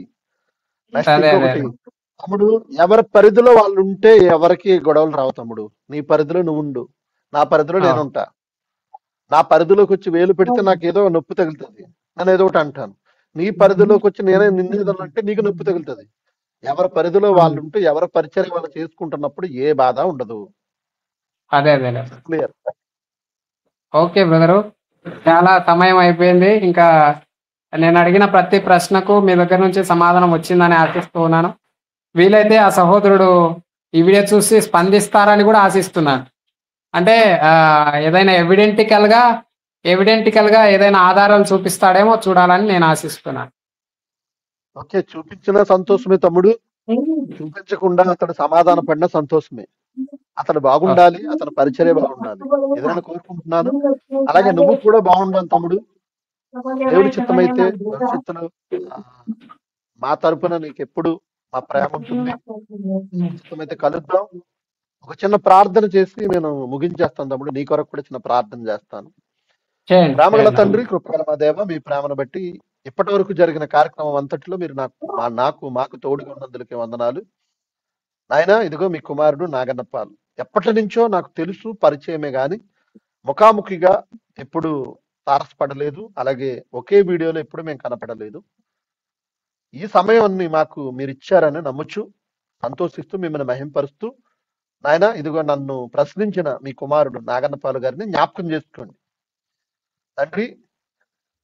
నేను సరి చేసుకోవలసిన తత్వాలు, లోపాలు ఏమైనా ఉంటే నాకు ఆ మంచి మనసు ఇవ్వండి. సరి చేసుకోవాలనుకుంటున్నాను, ఉన్నతంగా మీ పరిచయం చేయాలనుకుంటున్నాను. నాకు విరోధంగా మాట్లాడినా, నాకు విరోధంగా వీడియోలు పెట్టిన వారిని కూడా నేను ద్వేషించడం లేదు తండ్రి. వారిని క్షమిస్తూ, వారి ఎడల నేనేదైనా తప్పు చేస్తే నన్ను క్షమించమని కోరుతూ, వారిని బహుగా ఆశీర్వదించమని వేడుకుంటున్నాను నాయన. మేమందరము ఎవరి పరిధిలో వాళ్ళు సమాధానంగా మీ ప్రేమను ప్రకటిస్తూ ముందుకు సాగే ధన్యత మా అందరికి అనుగ్రహించండి తండ్రి. ఇదిగో మీ కుమారుడు నాగన్నపాల్ గారు తాను లేవలేని స్థితిలో కూడా మిమ్మల్ని మహింపరచడానికి, మీ మాటలు చెప్పడానికి, తన వీడియోల ద్వారా అనేకులను చైతన్యవంతం చేయడానికి చాలా ప్రయత్నిస్తున్నాడు. తమ్ముడిని బలపరచండి, తన కుటుంబాన్ని ఆదరించండి.